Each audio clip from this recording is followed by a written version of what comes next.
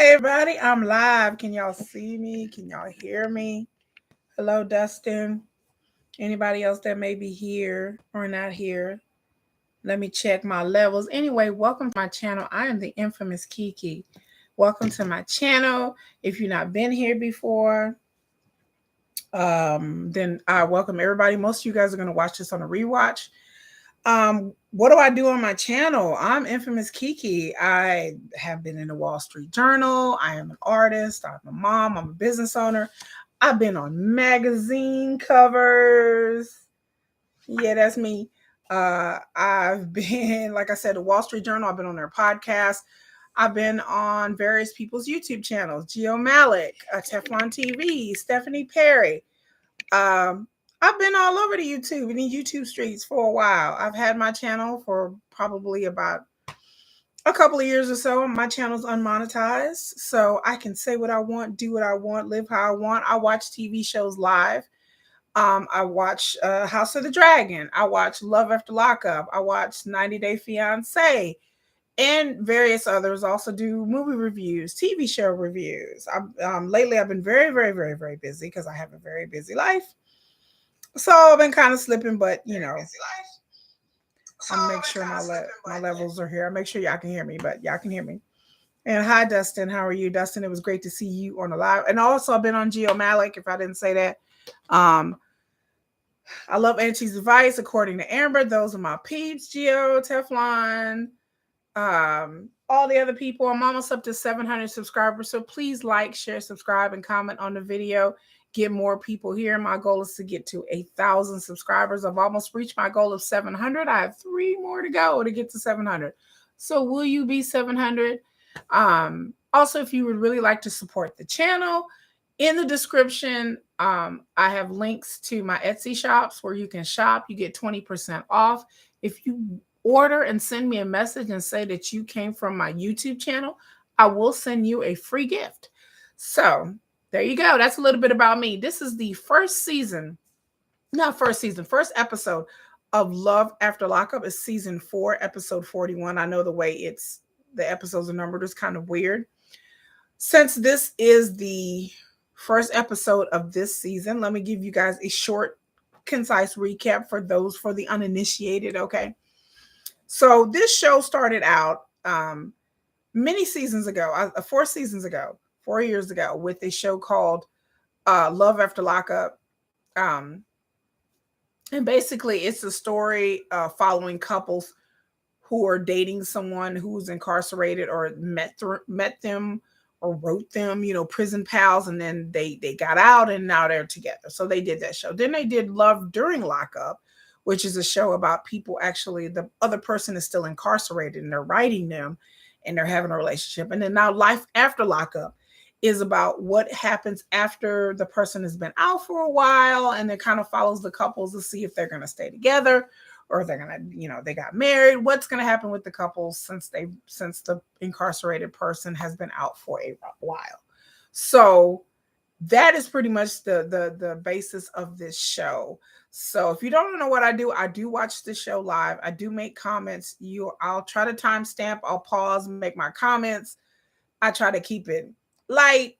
Again, all of this stuff is my opinion. It's not facts. Some of this stuff is alleged.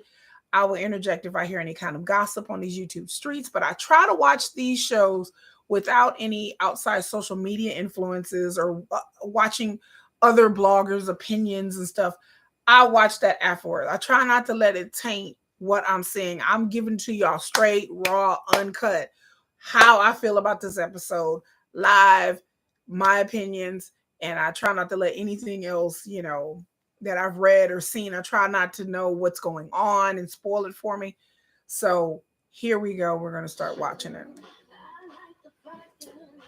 Y'all may see me eat, may see me drink. I'm tired. I haven't really eaten anything all day. So we're starting with Lindsey and Blaine. Let me pause. Lindsey and Blaine were on last season. Lindsey's been on a season before that. That's a season I didn't watch the first season of this show, so I don't really know about her. She was dating this dude named Scott. Lindsey's she's the incarcerated person. She got out of jail. She was writing some guy named Scott, dated him. It didn't work out. Then she went back to jail, was talking to a guy named Deontay, if y'all watched the show. And then she was talking to him, got out, started dating him, and then left him so she could go be with her friend Blaine, who she was living with when she got out of prison. So it's drama. So last season, like I said,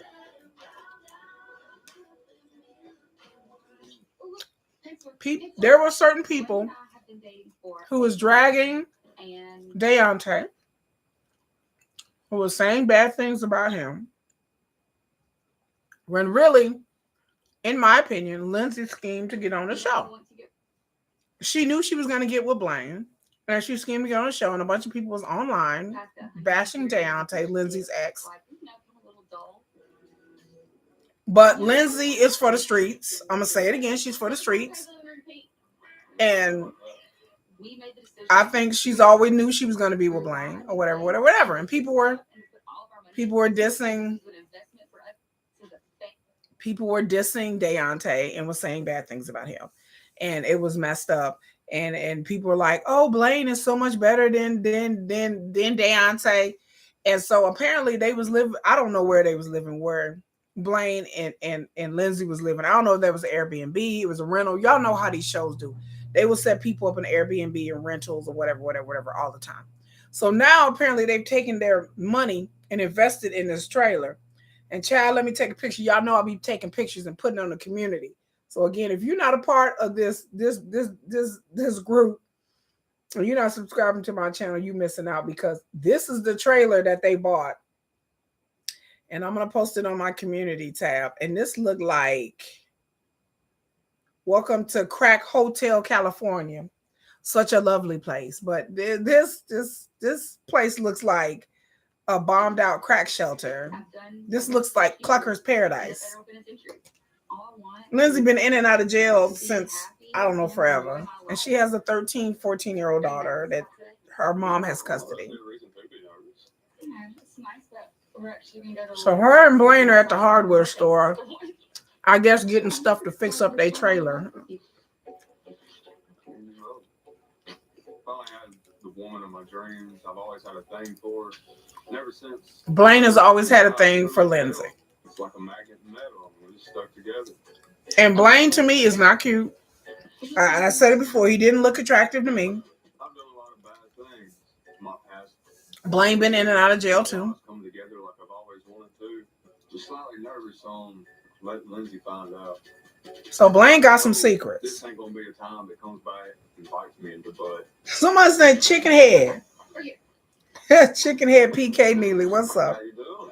Good to see you again. So they at the law firm because apparently Blaine has some charges. All right. Are you aware of what all you were charged with? Yes. You have 2 indictments here. These are 2 problems. He has 2 indictments. In 2016, what? 2 counts. First count is possession of methamphetamine. Possession of meth and that meth. Possession of a 38 handgun. Possession of a handgun. And he's a felon. That's a big deal in Texas. Have an indictment alleging that you have possession of hydrocodone. And possession of hydrocodone. Now, to make matters a little worse. So possession of a controlled substance. These 2 prior convictions, you have been indicted as a habitual offender. He's a habitual offender. He's been in jail before. That you are subject to the maximum penalty per. Yeah, Texas used to have that no strikes law, where 3 strikes and you get the maximum. Blaine looking at 19 years in prison. I didn't even know about the habitual. Did you know you were part of the habitual? Yeah. So Lindsey didn't know. Okay. Lindsey's saying she didn't know that he was charged as a habitual, because that's a big thing. I never really was asked what they all were. It's not telling you. The lawyer is like, ooh. Basically being charged as like a career criminal. It's showing that he's being charged as a career criminal. Yeah, that's a big deal. Repetitive criminal charges. Oh yeah. Lindsey gonna be gone, y'all. This Lindsey, y'all. Lindsey gonna be like this. Lindsey, where you going? Where you going? What you doing? Lindsey gonna be gone. The moment the cameras start rolling, she gonna be like, I gotta find some other place to go. Let me call my mama. Lindsey gonna be on the phone to my mama. I need to come stay with you for a minute. Okay, yeah. I'm getting my stuff right now. Lindsey gonna be gone, y'all. And tell me she didn't know that he was. I don't believe Lindsey for 1 second. She deserved an Academy Award for this performance. I don't believe for 1 second Lindsey didn't know. She may have not known he'd been charged as a habitual, but I think she knew about these charges. She know her and Blaine run around in the same circles. So you mean to tell me that nobody knew about Blaine's charges? And we all know that dope fiends and cluckers talk. Come on now, y'all. Come on, y'all with me. Y'all know dope fiends and cluckers like to talk. So you can't tell me that he didn't tell nobody about these charges. Okay. Lindsey is pissed. I didn't discuss this with her, but I didn't want to jeopardize the relationship. He talking about he didn't want to jeopardize the relationship. So Blaine, when was you gonna tell her? When you ready to get your shit and standing outside the courtroom? Like, when was he gonna go to court and be like, girl, baby, it's okay? And then they take him away in handcuffs, and he's supposed to be like, hey, we still together, right? 15,000. The lawyer just kept it real, like, I'm gonna need $15,000. They ain't even got $15, y'all. They ain't got no $15,000. They ain't got $15. He did the crime back in 2021. Wasn't Lindsey out by then? Or she get out in 2022? I don't know. So this wasn't even that long ago. It's not like he did this back in 2016 or some shit. So you can't tell me that if he had possession of meth and hydrocodone in 2021, you can't tell me by the time they filmed this is 2022 when they filmed this, right? You can't tell me that he clean and he ain't still doing. Come on, look me in my eye. You can't tell me that he clean and he ain't doing nothing. Come on, 2021, what it was like last year this time. She said, yep, I'm out. I told you Lindsey gonna be on the phone to my mama. Mama, come get me. He straight up lied to Lindsey. He withheld the truth. It's a lie of omission. Put that one. Yeah, and everybody was on Blaine's side, like, Lindsey, I need to be with baby. This karma coming to bite Lindsey in the ass. That's the man you chose, Lindsey. That's who you chose, girl. Go on with him. Go on with that. That's the man that she chose to be with, and that she curved and flexed. She flexed. She flexed in them interviews. She flexed on Deontay. I'm finna tell y'all again. Don't act like y'all don't know. Lindsey was in interviews stunting and flexing on Deontay. She was on the internet flexing on Deontay. So go ahead, flex some more. Go ahead.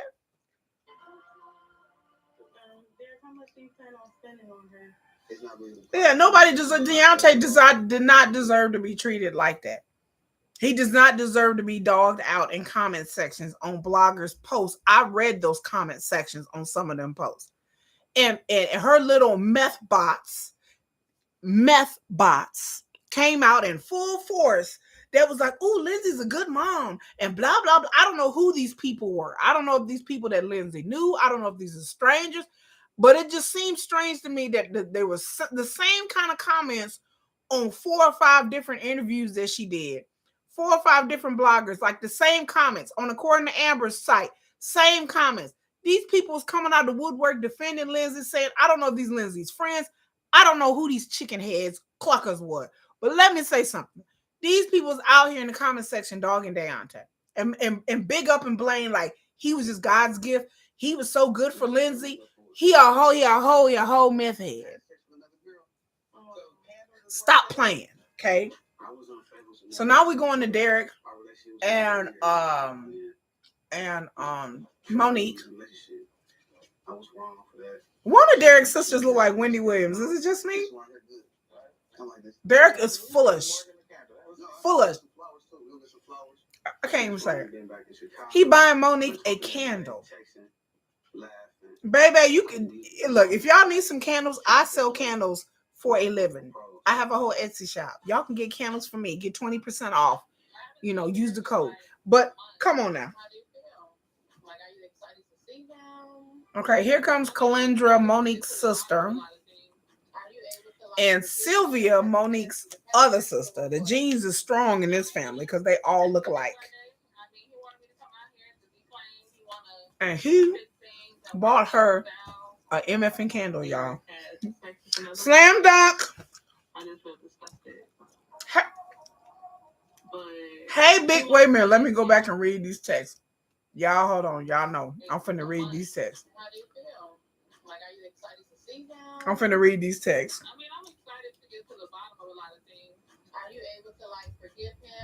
At this point, Monique and Derek want to be on the show. And their whole relationship, to me, allegedly, in my opinion, is a lie. It's a lie. It's a gag. It says, hey, Big Mom, I miss you. When you coming back? Oh, yeah, you miss me? You're already tired of your girlfriend or whatever she is? That's what Monique said back. Monique, seriously, that ish is over with. I care and love only for you. It was a slip up. I didn't mean a slip up.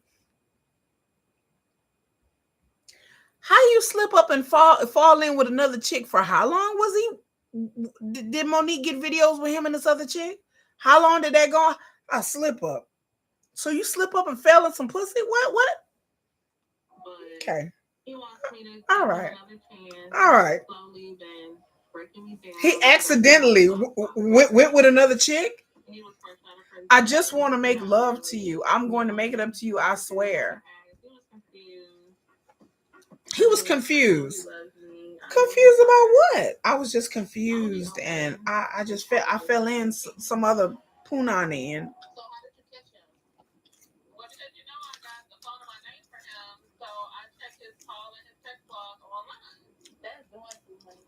And and Monique said she was checking Derek's call and text log, and even a little sister said that's doing too much.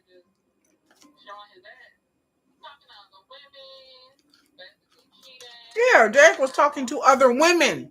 Women! Not woman. Not one. Women. Derek was for the streets. He's for these streets. Derek was talking to women. I don't hate it. Hate is a strong word. I kind of dislike it. They're two different types of people, two different high. I don't like relationships when the guy is shorter than the woman. I just think the sister said, I don't like relationships where the guy is shorter than the woman. Like, she was real serious about it too. I don't like relationships where the guy is shorter than the woman. I don't like relationships with guys shorter than the woman either, girl. But it ain't enough for me to be going in and want to fight somebody over it.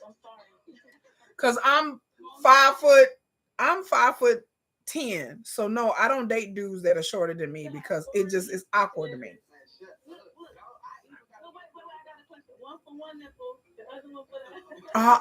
They are going in on Monique. They like get two dresses, one for one nipple, one for the other. They going in. He like 5'2". Is he really 5'2", y'all? Chickenhead PK say he 5'2". Girl, that's too little for me. I'm afraid I'd break Derek. Like, I don't.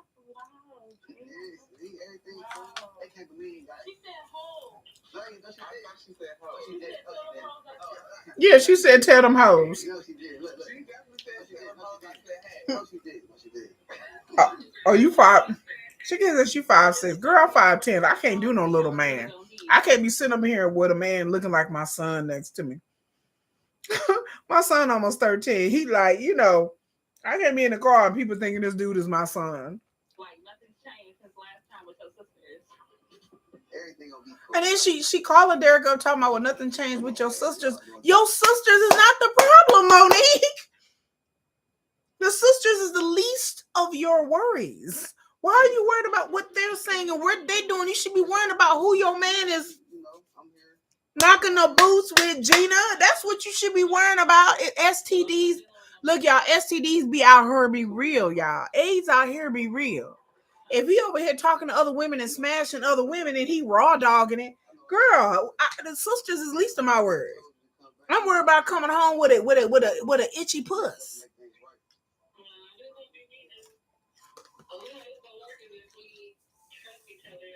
Like a booster. She worried about the sisters, girl.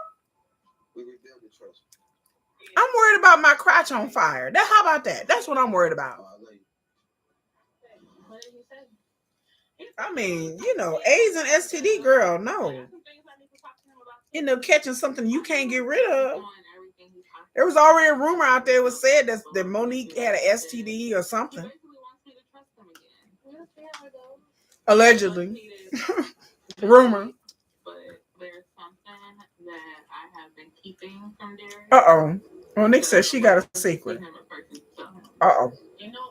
Then she want to tell him in person.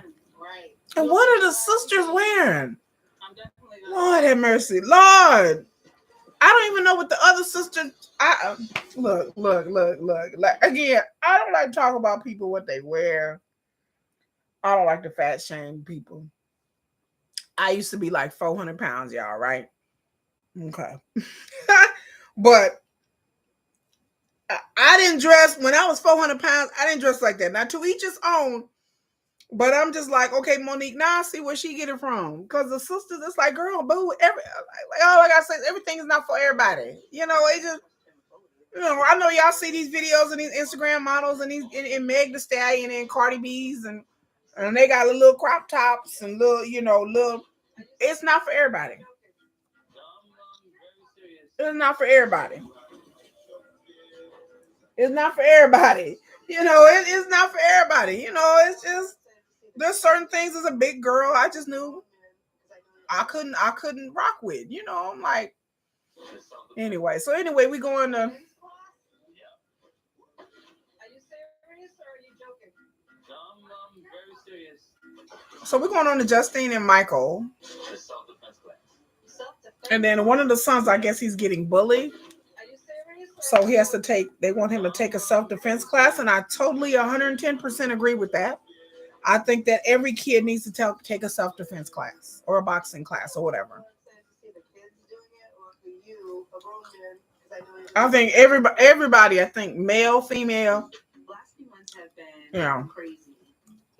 Getting married in jail. My husband finally coming home and getting reacclimated back into the house. Oh my God, I'm 6'1". How do you feel about it? Woo.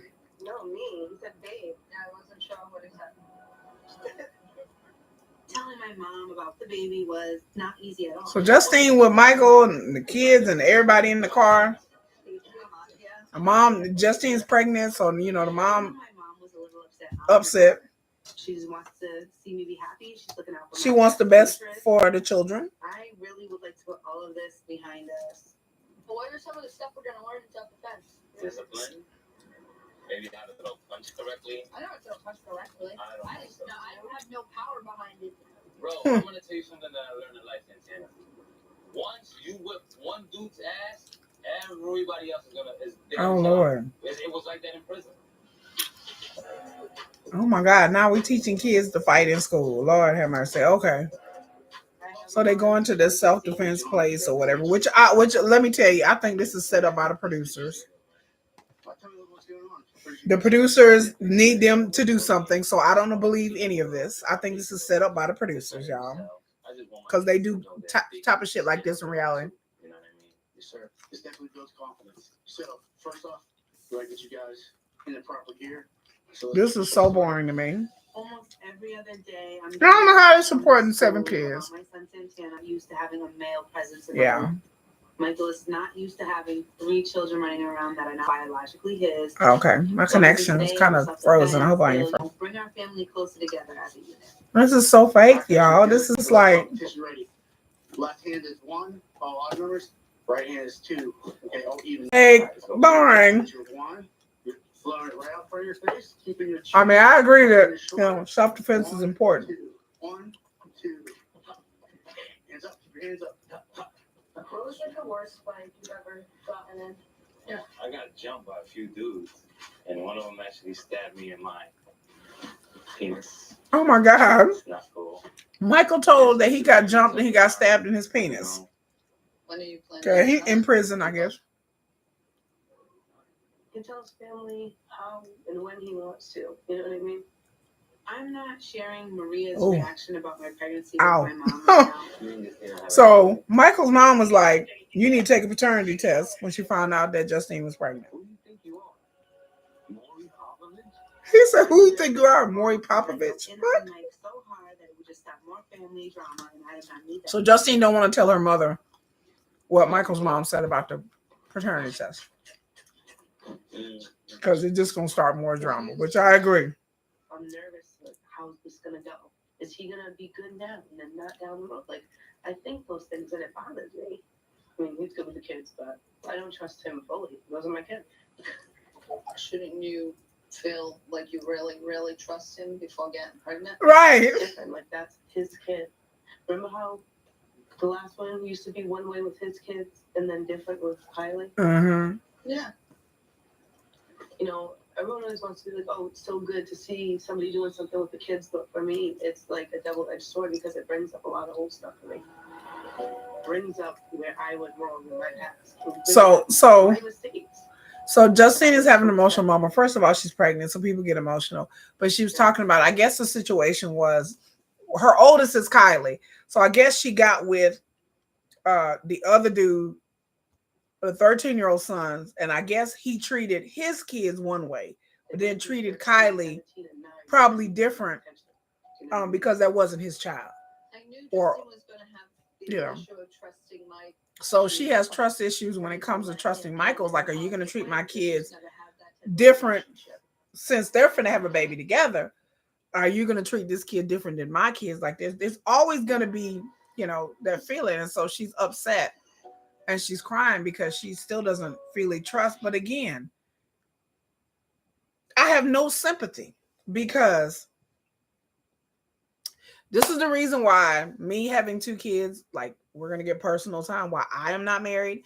I am always afraid that somebody won't treat my kids the way I treat my kids. I have trust issues. I've never been done like Justine has. I don't have that life experience. I've never had a stepfather for my kids or a male figure like for my kids. So, there's trust issues. I understand that she don't want to have a kid with Michael and he treat the baby one way, but then and treat his kids one way, and then treat her kids that is not biologically his another way. I get it.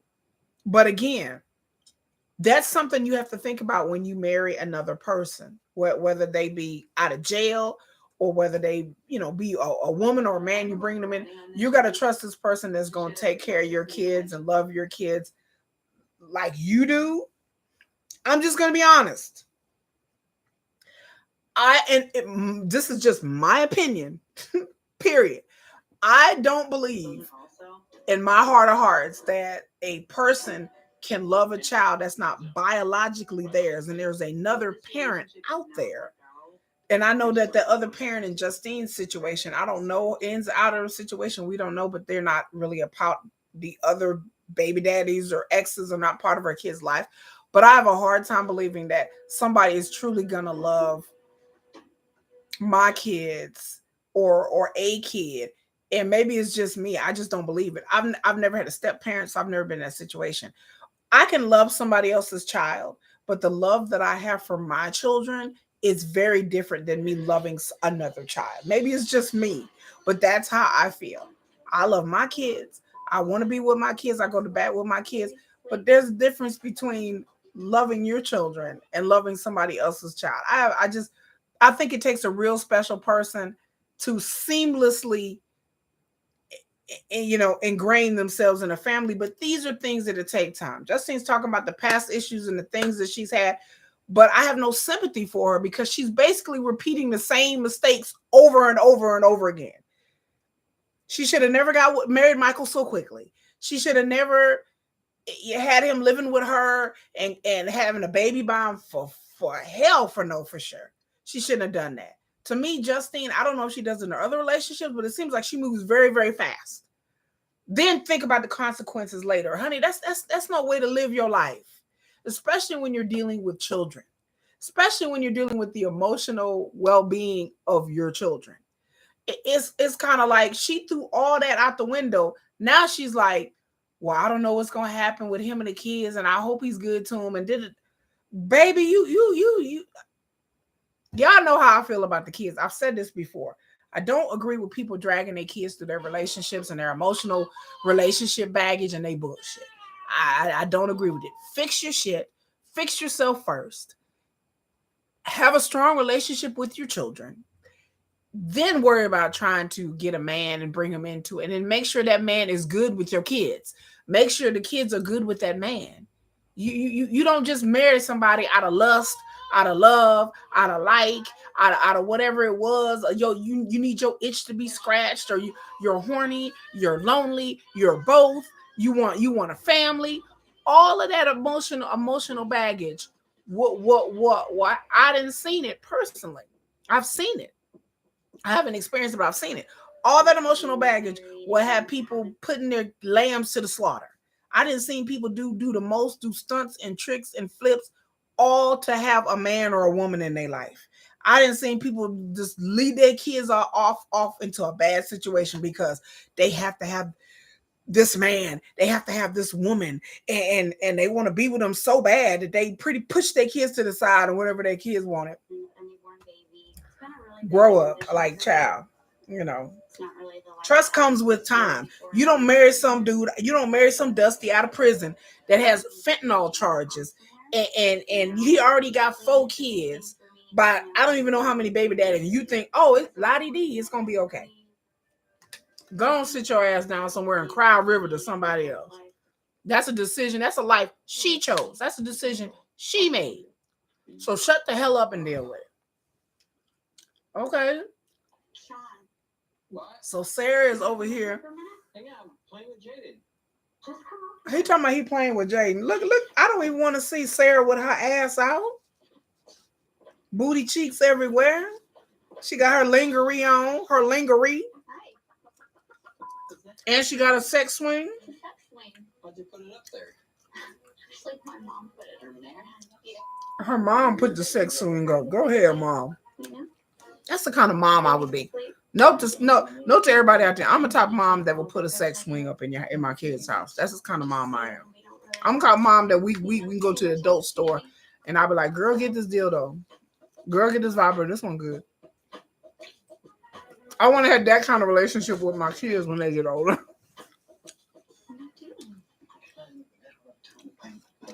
don't want to interfere with that, but damn, like, what about us? Like, now we have a chance. What's like in your? She like, damn, the baby. Y'all left the baby downstairs. Where the baby at?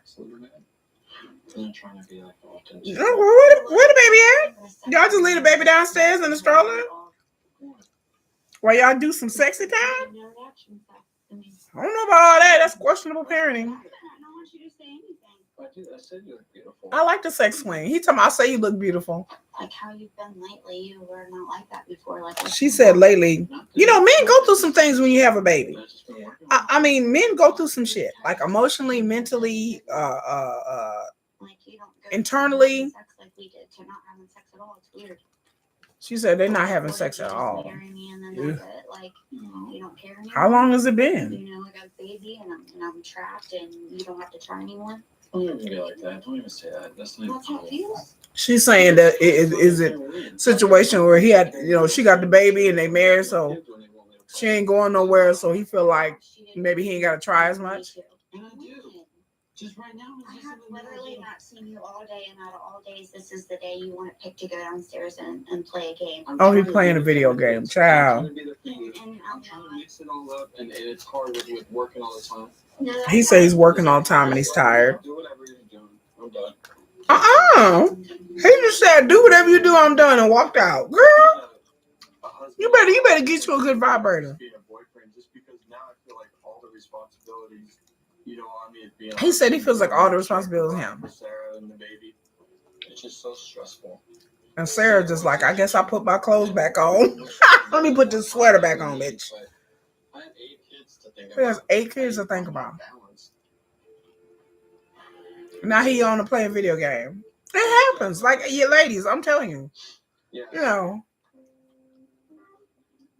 Sarah just putting that robe back on, just like F it. I can't even honestly remember. Girl, go to Sarah's Secret at adamandeve.com or Amazon. Amazon got them real cheap, girl. I don't want to be in a relationship where I'm the only one putting in effort. She said she don't want to be in a relationship where she don't want to put in the In a effort. relationship with herself, but it's better. It's like being alone. She says like being alone. It is, girl. Like I just think that right now we're just having little issues.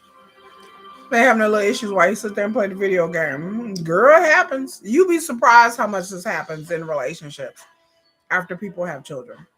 I mean, it's never happened to me personally. Like I couldn't go months or weeks or days without having sex. Child, I'm gonna tell y'all right now, I don't care if I'm mad at you. We gonna work it out. and we gonna do what we do, and I'm still gonna not talk to you. But we just made love. I'm like, I'm still mad. I'm still not gonna talk to you. But I'm going weeks and months. That ain't. I'm not built like that, y'all. Your girl can't be going weeks and months and not getting it in. Okay, so now we go to Puppy and Amber. I don't understand why Puppy and Amber's on the show. Because they started out on the show they was dating each other. Now they actually dating other people. What do you mean, like lost it? The house was not in his name. It was in the mother's name, the mother-in-law's name. So Eric was married with kids, and I guess he left his wife for Puppy, or I don't know the situation was that. My life has been full of. So now they got kicked out the house. In his drama, he has this ex that is just can't just get a normal divorce. So Eric been getting a divorce for a minute. From what I learned last year, and according to Amber, Eric been getting a divorce. It's been like 2-3 years. All the time, 24/7. It's making. Oh, they said, yeah, chicken heads are they fan favorites. I don't know why. I'm turning into a really angry, hateful person. Pretty much. I like Puppy and I like Amber, but it's like. What's up? He's divorced now. So Eric and Puppy's supposed to be engaged. But he's still married. How you gonna get engaged to someone? I ain't getting engaged to nobody that's still married. I'm sorry, y'all. That's messed up. It's like I want him to be okay, and I want him to get back to where he's okay, mentally wise, financially wise. So they going through some things, mentally, financially. Like probably about $50,000 right now. These medical bills. Puppy says she about $50,000 in debt. Well, I was engaged for one day before we got married. Girl, you better the girl. I had to be coerced into getting married. My man had to give me an ultimatum. He was like, "Look, I move out the house and we don't get married." I'm like, "Well, I guess we're getting married." And I stalled for like a year and a half. When we got engaged, and I stalled because marriage was not for me. Not for me. I had an abortion because they were saying it's gonna be. So Amber had an abortion last season because she has a liver condition. And it could be fatal. And having a baby is hard on your kidneys, your liver, all kind of organs. Her mom. And so her and her roommate drove all the way for her to another state to get an abortion. Are you been married 25 plus years, girl? Marriage is not for me. I married one man and he passed away. As far as within myself. And that's it. That's the only man I ever wanted to marry. Amber drinks a lot. Yeah, Amber be done up. Hey, Bonnie, Amber be done up. Amber drinks a lot. Like every time I see her, she always having a drink all the time. And Amber admitted she's had substance abuse issues and alcohol issues. So I know that her liver and kidneys and bloodstream probably jacked up. All the drugs and the substance she did. She admitted it, The last season they got into a pushing match, but they still friends though. At the end of the day, Puppy will always be in my life, and I want her to be. And she said at the end of the day, her and Puppy will always be in her life, and then Amber wants her man and Puppy to get along, but I don't think so. Oh, they doing shots. Hell yeah. Shots. Poor puppy. She just. Why are you trying to leave? What if I can't get a lift? They're gonna come from my house. I don't want to tell you because I'm not driving anywhere. I'm just ready for Puppy and Amber just to get over it and just end up in bed. Well, they're gonna wake up in bed together by the fourth episode. They're gonna wake up next to each other talking about what just happened. They're gonna be drunk, they're gonna be out, they each gonna be mad at their man, and they're gonna wake up in bed next to each other. They're gonna be studded up. And it's gonna be on like Donkey Kong. Cause I'm telling you, I see this is where this is heading. They're gonna end up in bed together. Puppy do need a puppy. She need a puppy, a cat, a fish, or something. She needs something to love.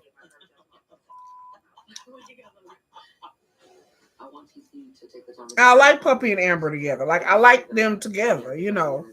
And I'm telling you, they're gonna wake up, they're gonna get drunk,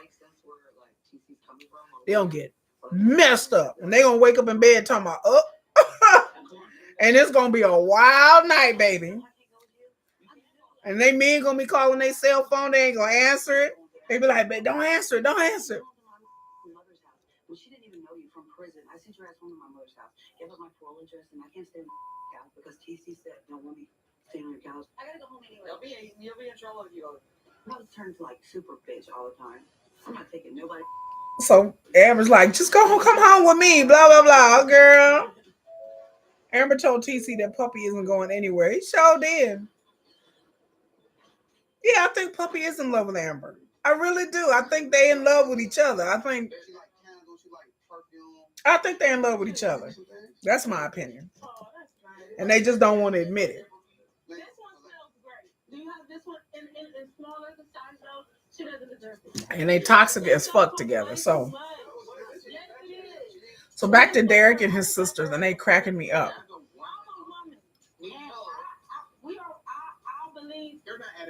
I don't even know what the sisters are talking about. They look high as fuck. They like, I'm a woman.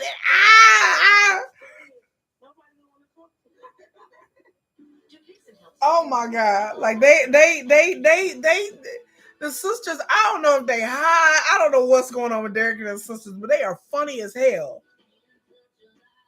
So here we going on to Tayler and Chance. Oh my god, I can't stand Chance. Oh, he makes me just wanna strangle his ass.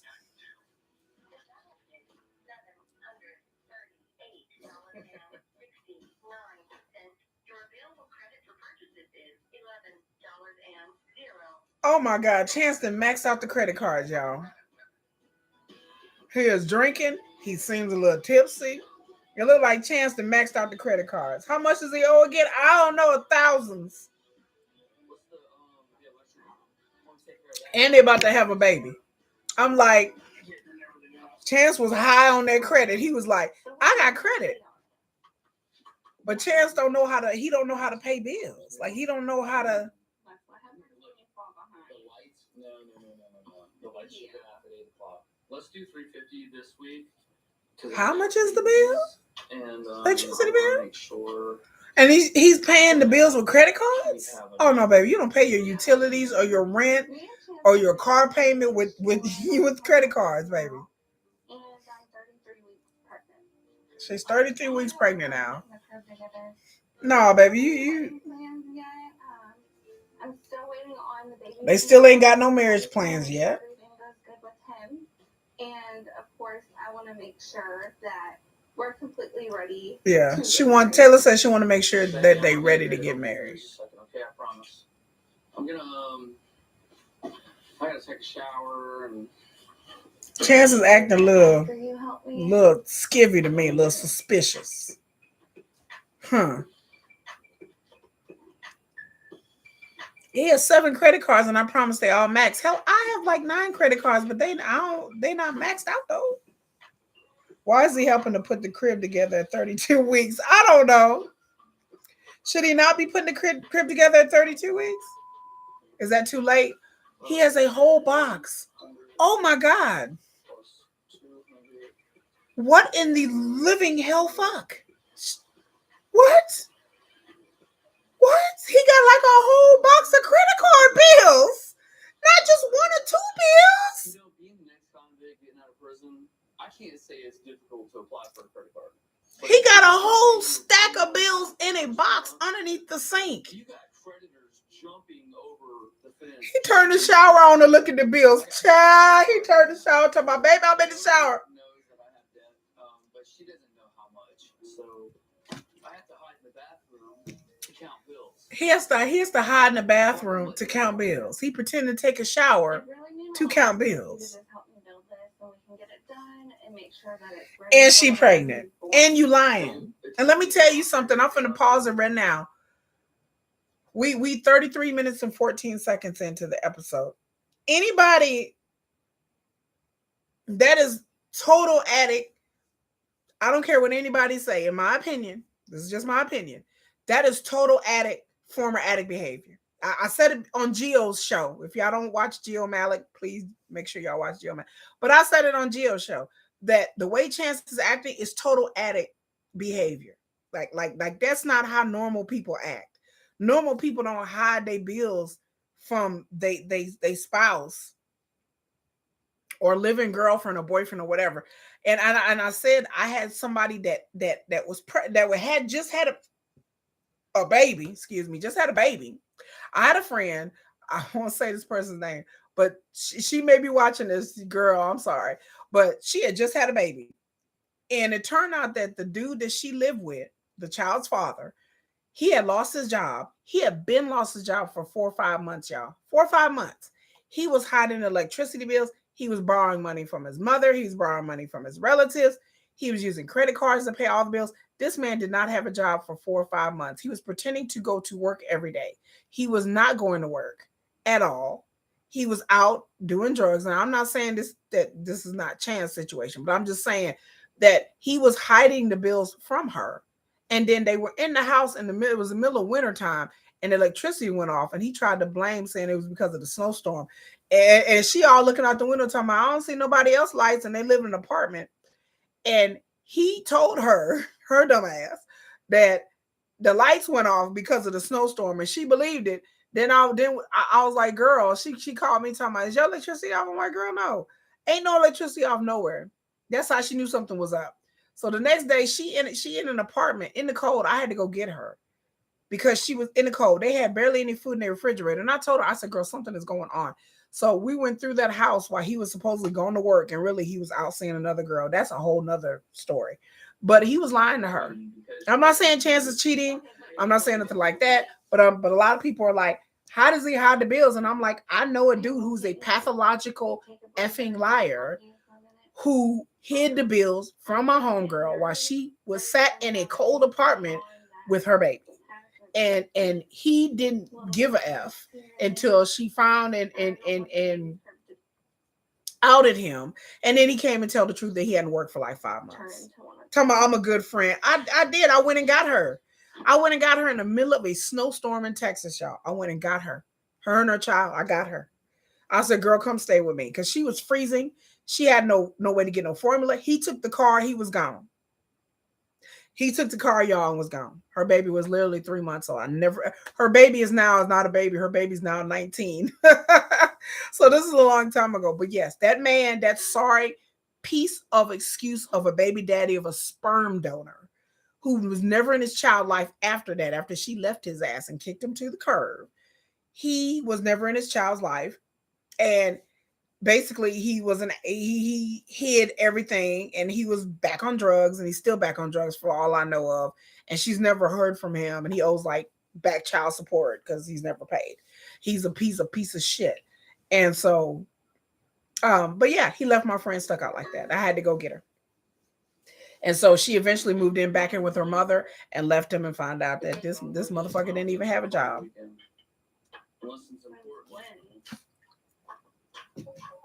So when I hear this, yes, we do go through so much as women, baby. I didn't went through so much as a woman. I mean, it's so much. I have friends that went through so much. But anytime you're dealing with a man that you living in a house with somebody, you're finna have a baby, you're relying upon the other person, they're working, and they basically lying to you straight to your face. That's my thing. Don't lie to me when I'm asking you what's going on and they know something's going on and lie to you in your face. I can't stand a liar. You can be many things, but don't lie to me. Don't deceive me and manipulate me. That's cold-blooded. That's cold-blooded to me. You don't do something like that to somebody who you claim to love. Love don't lie to you. It don't hurt you and it don't lie to you. Especially in a situation where their electricity and water may get turned off. And then you sitting there and she got the girls living there, her and the girls. That you don't do that to your own kids or anybody else's kids or to your girl or your dude. You don't do that. You don't do that. Yeah, Monte Hill puts her home in danger, puts her whole livelihood in danger. And then you're having a baby, and the baby's gonna need diapers and everything. And the way he's acting is so very dismissive. And she's like, I know something's going on. And then, Tayler is so sweet. She's more of the non-confrontational. I can tell she's the kind of like the non-confrontational type. Like she's really not going to press him and get up in his ass about it. But, he wrong for that, It's still like surreal. Yeah, the baby's another money issue. What the hell is Justine and Michael wearing? Are they finna lay asphalt? And they finna put some concrete down? Do they need a porta potty?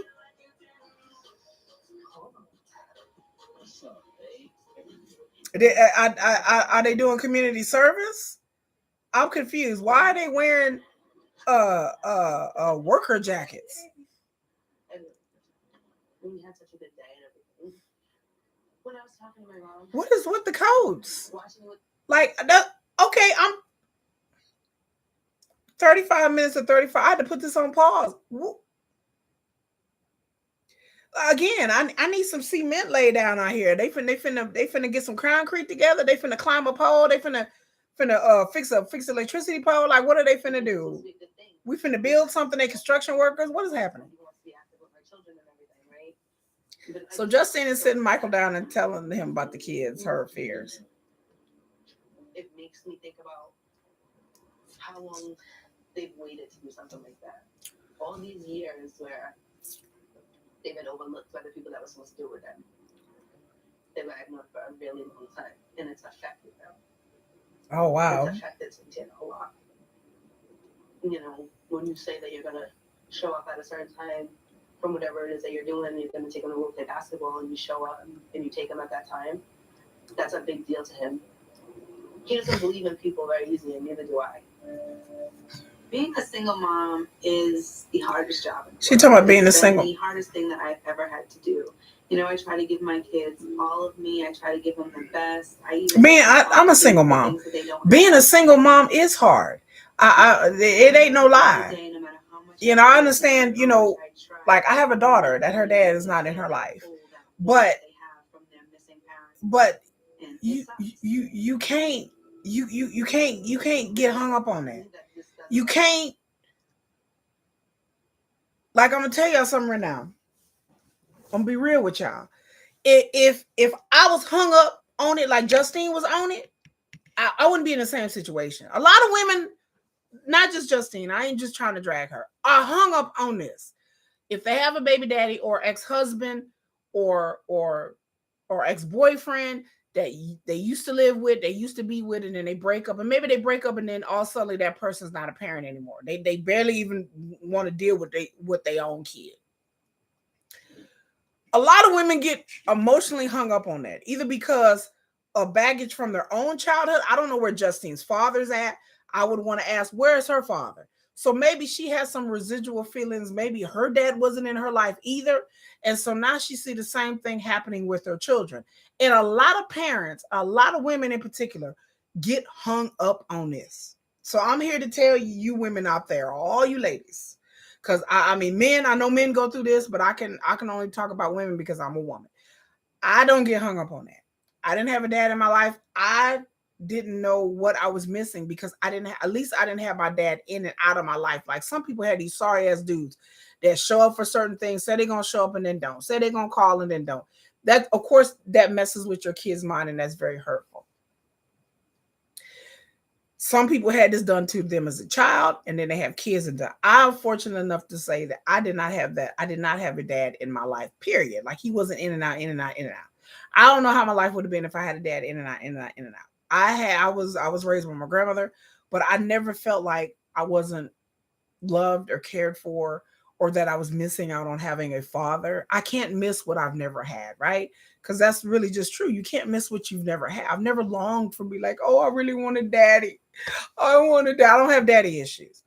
There are a lot of women out there that have daddy issues, and then they get with these men that are a reflection of they sorry ass dudes, they dusty ass dudes, and then they end up repeating the same cycle over and over and over again. You have to instill in your children, especially in your baby girls, that being married and having a family is not the highest pinnacle of your life. I have to tell my daughter that the highest pinnacle of your life is achieving, succeeding, and being happy and doing whatever you want to do. That doesn't necessarily involve a man. It doesn't necessarily involve a relationship. It doesn't necessarily mean you got to be married. If I felt like Justine obviously does, I would be in a world of hurt because I've had relationships since my husband has passed away. I have never felt like I need to replace my husband. I need to replace him. I need to replace him. I need to get a man. My kids need to have a father. I've never felt that way. I understand it, but I've never felt that way. So I knew for a fact that my job as a mother is by any means necessary to protect my children, mentally, emotionally, physically, any means necessary. So if that means I have to tell dudes to back off because I've had to do that. I've had dudes that want to meet my kids and be, I don't let dudes come around my children. There's no stepdaddies here. My kids will tell you there ain't no stepdaddies. No stepdaddies here. No fake stepdaddies, no uncles. I date, I do what I do. Men don't come to my house. I don't invite my kids with these men unless I plan to be really serious and marry you, and I have no inkling to get married to anybody ever. I mean, I married one man. That was enough for me. I had a child with somebody after I was married, after my husband passed away, and that was enough for me. But I'm not going to let my feelings of I need a family, being like I'm just gonna drag any old, I almost said a bad word, y'all, any old man up in here because I feel like I want to come up here and play house. And I feel like Justine wants to play house. That she wants some family situation that she pathologically has to have that I don't really understand.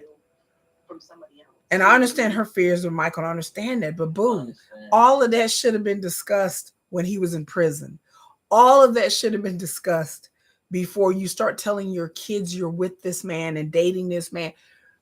All of that should have been gone through before Michael even got out of jail. She waited till Michael get out of jail and they married, and then now she's pregnant to lay this on him. And I don't think it's fair to Michael. I don't think this is fair to him.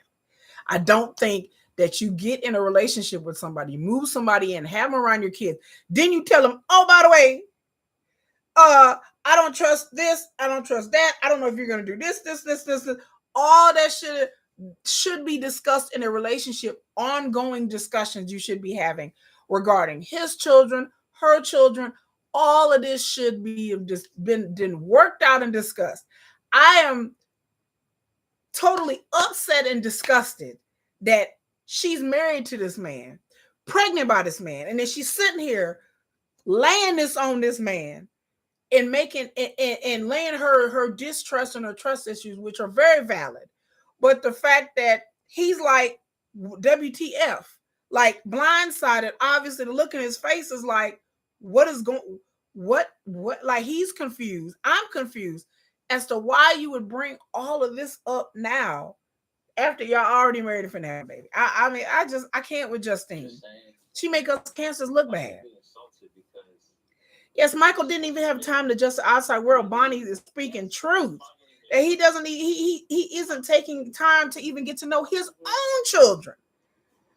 Much less now he got to be a daddy to yours, girl.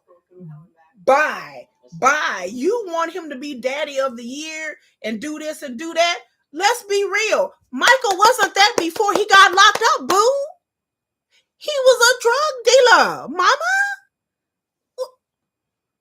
It's like trying to turn a hoe into. It's like me as a man marrying a stripper, marrying somebody who used to be a prostitute. They go to jail for stripping, selling drugs, and prostitution. They got 4 kids by 4 baby daddies that they living with their grandmama. And then I get this woman, bring them home around my kids, and I'll be like, well, okay, I need you to be a mama now. I need you to be mama of the year. Stripper hoe. I need you to stop clapping them cheeks. And I need you to be Susie freaking homemaker now. What man did you think you married? This man was a drug dealer, a rapper. What? Out of the delusion is so real to me. It's so real, y'all. It's killing me. This is killing me. What kind of motherfucker you think you married, boo? You married a street dude. A street. That's the kind of man you married. You talk to the motherfuckers in prison, boo. How many dudes in prison are father of the year? Oh, wait, hold on. Let me think. Oh, let's see. 6 carried to 3 divided by the 7. Let's see. How many dudes are in? How many motherfuckers in prison are really good parents? Like, let's just be honest and real. How many people in prison? My dad was in prison. My brothers are in prison. People I know are in prison. I've dated dudes in prison. I mean, come on. Out of every dude that's in prison, every man and woman that's in prison, what percentage of these people are good parents? What percentage of these people were taking care of their kids and just living the straight and narrow, and all of a sudden they just got locked up and they just made some bad choice? What percent of these people in prison was really taking care of their kids, was really worried about their child? Because if they was worried about their kids and they're taking care of their kids, they wouldn't have got locked up in prison. That's kind of a no-brainer. They was living a lifestyle, doing what they got to do. Michael was out here living this lifestyle, doing what he had to do. Him in a ring of people, his sister, his ex, and a bunch of other people had a whole ring out here doing what they doing. Now, granted, people got to get money because they got kids to take care of. He got 2 women pregnant at the same time. Do you really think he was father of the year? I mean, yes, he loves his kids. He cares about his kids. He's trying. I'm with all that. But the idea that if you wanted a man to be responsible and to be grounded and to love your kids and take care of your kids and be this really good figure that you could uphold and be like, this is a good example for my children, because not only is somebody needs to take care of their kids, but I tell people you need to get with somebody that's going to be an example for your children.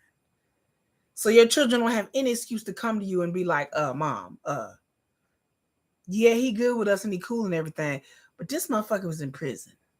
Because when they get older, that's what they're going to say. They may not say it now. They may not be able to articulate it or want to articulate it. But once they get to be 18, 19, and 20 years old, they're going to be like, this, yeah, ex-con, mom. Like, really? I mean, so the idea, I'm just miffed at the idea that you lay this on this man. When you know what it was when you married him. Like, I'm all about like being self-honest. Like, I knew what it is when I got with this motherfucker. So now you got buyer's remorse and you pregnant by this man. Justine didn't know what kind of father this man was. That's another thing. When if I'm gonna get with a dude, I want to peep game. I want to peep you around your children. I want to see you with your children. I want to see how you interact and take care of your motherfucking kids before I bring you around mine. I ain't bringing no dude around my kids. But I sure the hell is not bringing no man around my kids until I see them with their children. I want to see how you talk to your children and treat your children. Because if you're out here yelling at your kids and screaming at your kids, and or you just not taking care of your kids, well, you sure in the hell are not going to be around mine. Wow, I'm a curve on you. Curve, next, curve, motherfucker. I don't want you around my children. If you treat your children some type, you talk to your kids in some type of way. I don't talk to my kids in like they dogs. I done dated men who talk to their kids like dogs. Next. You know, you're not going to be around me and my kids. If you talk to your child like a dog, I'm next. I'm next. That's your offspring. That's your blood. If you don't respect your children, you're not sure the fuck ain't gonna respect me. If you don't respect your mama, you're not gonna respect me. There's people who act like that respect nobody. People who dog people out in their own family and talk bad about people behind their back, baby, best believe tread carefully. Because that's not the type of person you want to get along, because they're going to treat you the same way that they treat everybody else. And they're going to dog you out like they dogging everybody else out. So, not saying that Michael do that. Michael seems like a nice guy. You know, Michael speaks to his mom with respect. He speaks to his kids with respect and all of that. So I can say this doesn't apply to Michael. But the idea that, I understand she's emotional and she's pregnant and all that, but you bringing this shit up now, it just rubs me the wrong way. That's just like something a 20-year-old would do. And Justine's 35 years old. You too old to be acting like this. You too grown to be acting like this. Like this just too much for me.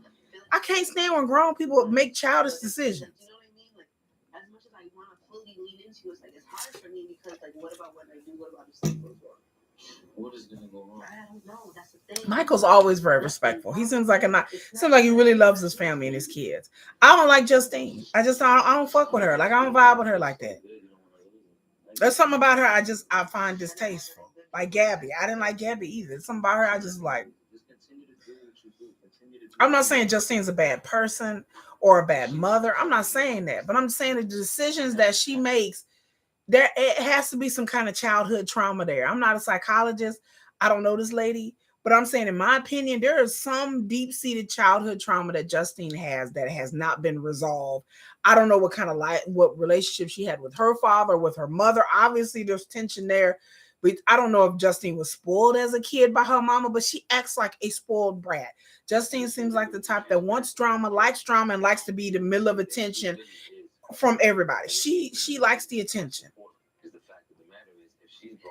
Yeah, Justine, Bonnie said it correct. The best comment I didn't read all motherfucking week. Justine wants Michael to save her when Michael needs to save himself. Baby, if that ain't wisdom, I don't know what wisdom is. Because that is some wise words said there. Justine wants everybody to save her. I think every relationship she's been with is some dude that she wants a dude to take care of her, to treat her like a queen, to dote on her, to be good to her, to treat her like she's up here, when boo, it's in yourself.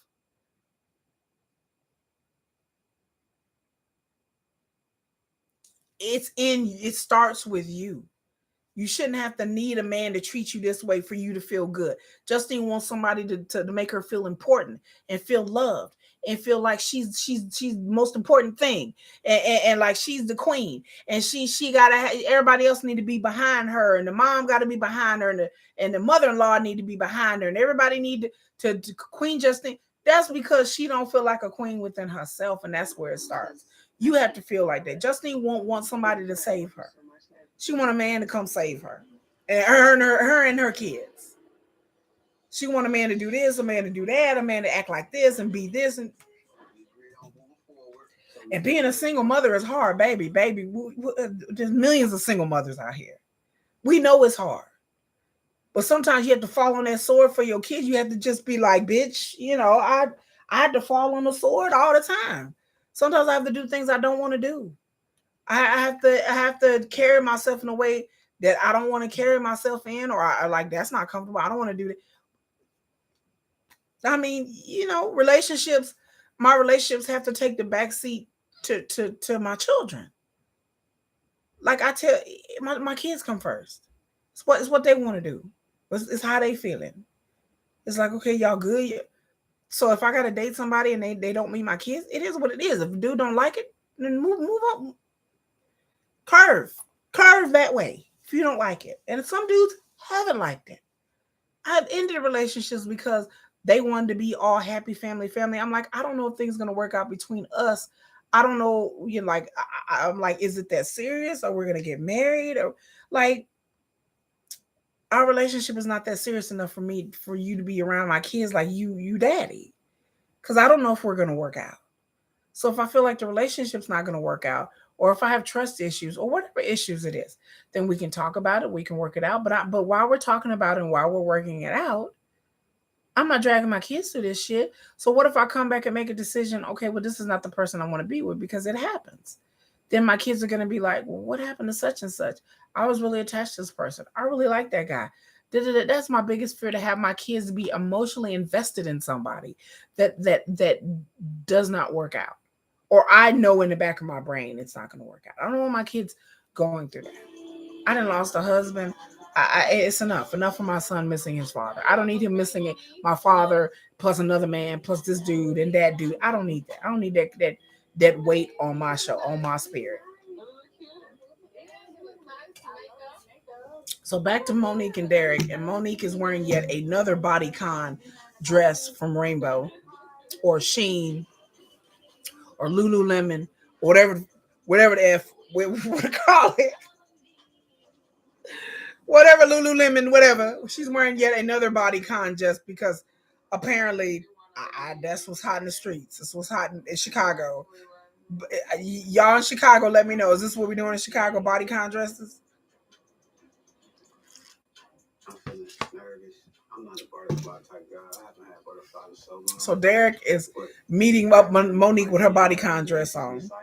Do Monique look in the mirror? Bonnie, hell no, she don't. No, Bonnie, she don't.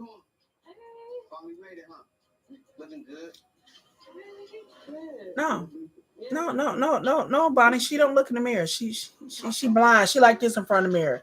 She like, mirror, mirror on the wall. Who's got the best bodycon dress of them all? And then the mirror talk back like, it is you, Monique, with the best bodycon dress. You rocking that shit from Rainbow and Sheen, bitch. You got that shit. And then the boots. Then I don't understand the boots. And then you ain't got a girdle on. You what? I'm being sick. I'm like, we love each other. Love don't hurt. Love is good. I'm live. What's up? My kids. Speaking of kids. In the beginning, yes, but at the end of the day, I made a mistake. He said at the end of the day, you made a mistake. I was tempted. He was tempted. Bitch, you always gonna be tempted, Derek, with your bitch. Oh my God. Don't even get me cussing up in here. I was tempted. Who isn't tempted? You just got out of prison. I'm not in love with her. Sausage stuffed. Like a stuff. And like I said, I hate to body shame talk about anybody because I used to be 400 pounds. I wasn't as big as Monique, but I was pretty big. I was a big girl. But I posted pictures in my community before when I used to be a big girl. And that's pictures after I already lost a bunch of weight. But I used to be a big girl. So I'm not trying to hate, but I didn't wear shit like that. Like I didn't look like a damn stuffed sausage and some casing. Like I didn't look like that. Yeah, Derek is after Monique for the money. And then I posted my other video. Y'all go back and watch my other video where I did gossip where Monique has said that her and Derek came together and she took all the stuff down off of her social media pages. So apparently they broke up for now. Hopefully.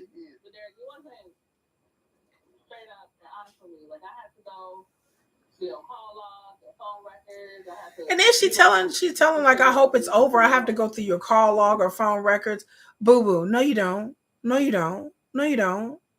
I ain't never in my life put a tracker on no dude's phone. Went through call logs, phone records. She's pulling records. She like the FBI. Like she got more game than the CIA and the FBI. She's like, I have to go through all of this. Like you don't, but Monique, you don't have to go through. You don't. Most women don't. Most people don't do all of that. That's doing too much. No, most people don't do that. That's just the fact that she doesn't understand that that's just weird as fuck. Is weird as fuck to me. The fact that she doesn't know that that's weird is like, has Monique carried on like this in her other relationships? I'm wondering. Because the way she just say it, like it's just like she talking about shit on the phone. I didn't even know it even existed. Like she talking about a location, and I was like, is that a thing? Does that exist? Is that an app? People like, oh yes, app. I'm like, how would anyone know that? I mean, unless you have children, I can understand if she had kids and she knows, I know people that have kids and they put tracker things on their kid. I get it. But as a grown woman, and you ain't got no children and you know about all these tracker apps and all, Monique, how do you know all this? This is not Monique's first rodeo. I promise you. She didn't did this shit before. People who said mean and nasty things about me. Like, I don't care to. So we good. Come back to the hotel with you. What happened to the camera? She out in it was out in his room. Yeah, yeah, this grandmama's house, his great grandma's house. I don't know. I don't know if that was all a setup by the producers. I don't know. But I don't understand how Monique knows this stuff. Like, was she go to spy school? Like, I got questions. Did she go to spy school? Is there an FBI course she took? Because I'm like, she know about like call logs and shit, and I was like, how does a normal person know that? How does a normal person even know that, y'all? I would never. I didn't even know none of this stuff existed before watching this show. That's not normal, And then the fact that she's just like, oh yeah, I'm like, girl, nobody else doing this shit but you. She has spy school. I'm telling you, girl, she done got her certificate. So now we Puppy and Amber, and they both lit. They standing outside the bar looking drunk at AF. And then TC over here playing with him. And they both is lit. They both drunk. You got me out of the bed. Cause I need to ride. She got him out of the bed. He can't pick up. That's a good man though, because I know some men to be like, bitch, I ain't come pick you up. Yeah, Monique over here, Inspector Gadget. Talking about go Gadget. Inspector Gadget. That's Monique, Inspector Gadget. She like go Gadget Rocket. Like she pulling out stuff all out of coat, underneath the bodycon dress. Well, So Amber and TC is talking. I mean, Puppy. That's not he's not funny. That's not. He's not even funny. This is how you get for real. Don't like nobody. They all like both of them is talking at the same time. Y'all drunk. I'm really not. I'm not. Yeah, TC don't like Puppy. I'm really not. Because I'm not going nowhere. She Puppy said, I'm not going nowhere. TC just looking at her like. Because I understand where TC's coming from. On the other hand, though, I feel like that's my friend, and I want all of us to be able to chill together. She wants all of them to be able to hang out together. And your children, and I'm sorry that happened in front of them. I was really, that's my intentions were. Oh, she drunk. Oh, she's tipsy. But I really am sorry for that. And she's apologizing with the fight that happened. Yeah, we did. Okay, and I'm not a drug dealer. Yeah, they're gonna have a drunken love. We go all night. Love. I've been drinking. Like she all want that liquor, that watermelon. That's what she gonna be like. I've been drinking. She get that liquor in it. Flashing lights. Drunk in love. They gonna be we be all night. Amber's always getting lit and argue. I know Amber want to get violent. Puppy want to get all emotional. He said Jesus. She said yes. She said next time I'm coming over. He's just like, to the house. Okay, now they hugging too much. Like Amber and Puppy, and then TC looking at them like, okay, enough hugging. Get your drunk ass in the car.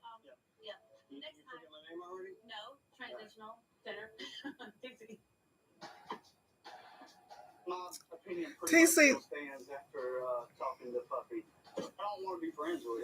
TC said, I don't want to be friends with her. But he know he can't tell Amber that he can't be friends, but he don't want to be friends with her. And that's his right. If he don't want to be friends with her, then I don't have no issues with that. If he don't want to fuck with her, then don't fuck with her. Yeah, why is Puppy standing behind the car? She finna get...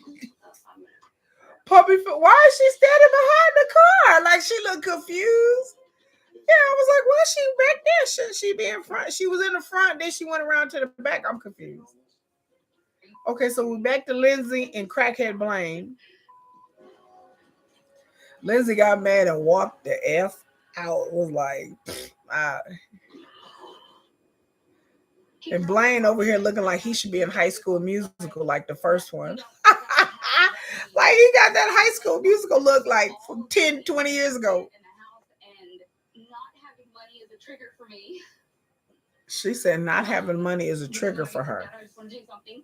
And when I just do something, I go back to prison. So that's obviously not going to work. So Lindsey over here having a full-on meltdown, y'all. She was like, I'm trying to go back to prison. I'm having a meltdown. I'm triggered. I'm triggered like a motherfucker. I'm triggered. Like Lindsey is over there finna have a meltdown, honey.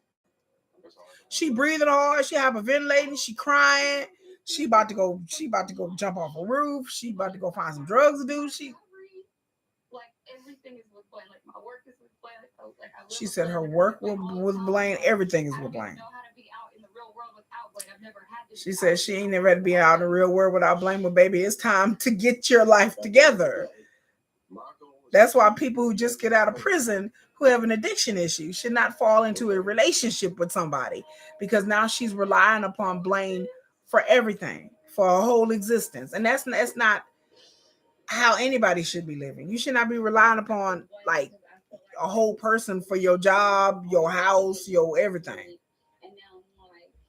Yeah, Lindsey want to be a kept woman. Lindsey just want to live her best life. Yeah, wasn't Blaine her runner? Yeah, I thought so. Like, I don't deserve this. Lindsey, like, I don't deserve this. Okay. No, she don't deserve to be lied to, but I don't understand. I'm just trying to fathom that you are ex-con with addiction issues. You get with another ex-con that obviously has addiction issues, and you're expecting some other sort of result. She know that Blaine is a crackhead. Like she know Blaine is a meth head. Like she know that. It's like she know that. They was probably doing dope together and selling dope together. So I don't understand how she just like all suddenly that didn't hit her in the realm of possibility that he might go back to doing the same shit. Like that's always in the realm possibility when you're dealing with an ex-con and an addict. That you gotta always think that they might go back to doing the same shit. So now she mad at Blaine. She don't want to get in the car. There's a sign that says, please keep off the grass. And she's on the grass. Like I'm laughing at your sign that said, please keep off the grass while they drove all on it.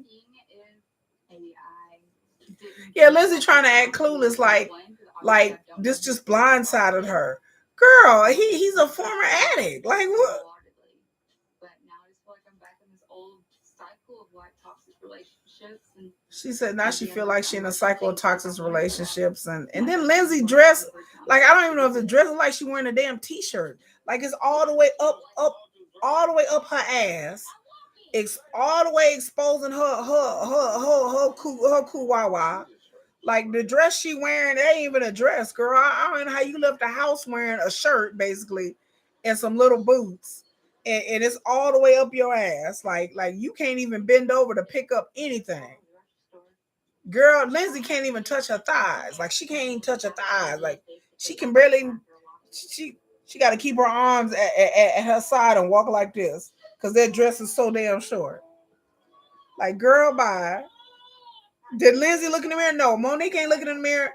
Lindsey ain't looking in the mirror. None of these people just roll out of bed, put the clothes on, and they just walk the streets. They don't care. So we back to Sean and Sara again. Is she making I don't know, she making lunch for Sean, I guess. Look at the baby. The baby look angry as fuck. The baby like, baby mean mugging. Look at the baby. The baby do look like Sean though. Baby's so chunky and cute. Like that chunky. the vibe between me and Sean right now is just The baby's so chunky. it's almost awkward. I mean, Yeah, it's an awkward vibe now. Shutting down and shutting me out.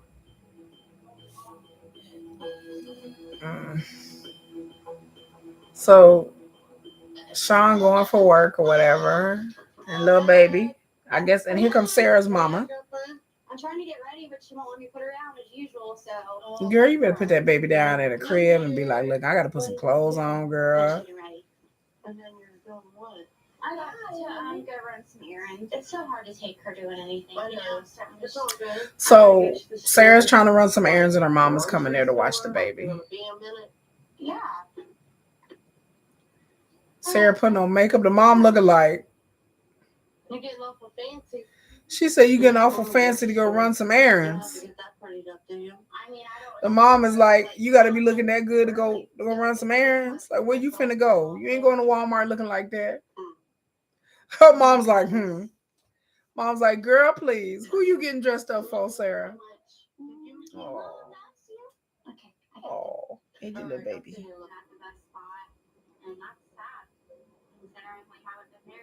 Yeah, Sara and Sean having problems, and they ain't even been married that damn long. Like, how you having problems already? I spent a lot of years with Anthony. He's just a very important, special person in my life, and he was the love of my life. She said this dude was the love of her life. Through mutual friends. What kind of hair she having in this picture? There was a lot of chemistry. Me and Anthony never really. She said there was a lot of chemistry. I actually went to prison. She said, "Oh, they never really broke up. She's went to prison. And he's the father of her child." That's too much pink in that damn car. I'm just gonna tell y'all right now, this is too much pink. So Bonnie says Sara gonna sleep with her daughter's father. I hope not. Yeah, she deserved to have a relationship with her dad. I'm not against that. Since I've been released from prison. But if she talking about this dude was the love of her life, I'm like, girl. Because Sean is not a fan of Anthony. So Sarah's been texting her ex, so not just going to see him. Sean just doesn't really care about my feelings right now. Sara thought Sean was going to be her. Well, he really is.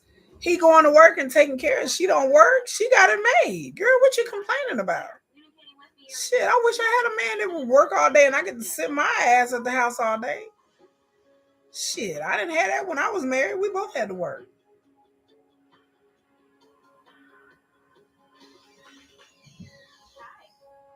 So she got it good. So she going here to make the ex Sara. Scandalous Sara.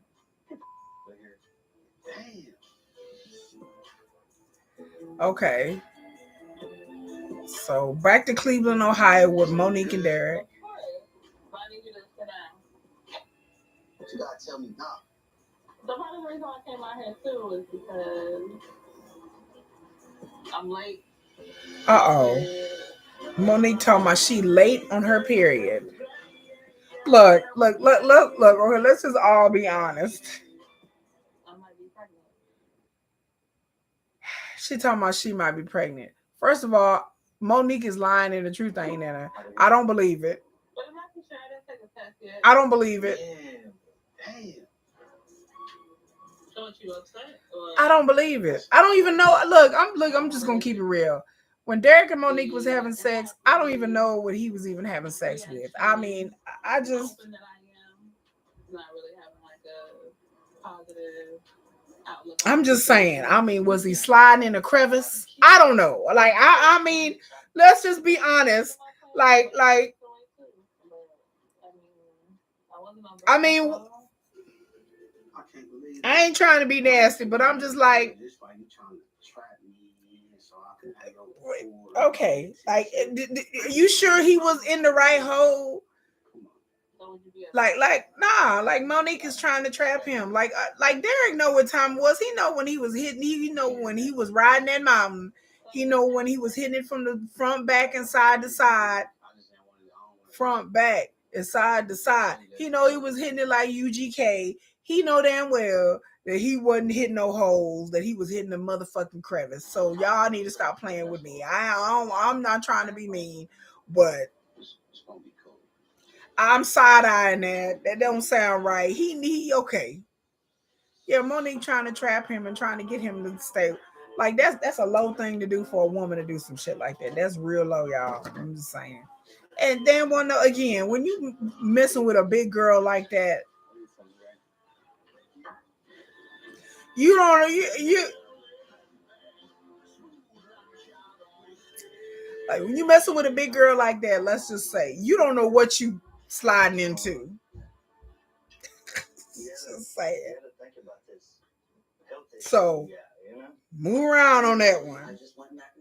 I didn't watch enough adult videos to know what's going down. I didn't see them adult videos. Unless he King Kong Mandingo strong. Unless Derek is King Kong Mandingo. And I doubt it.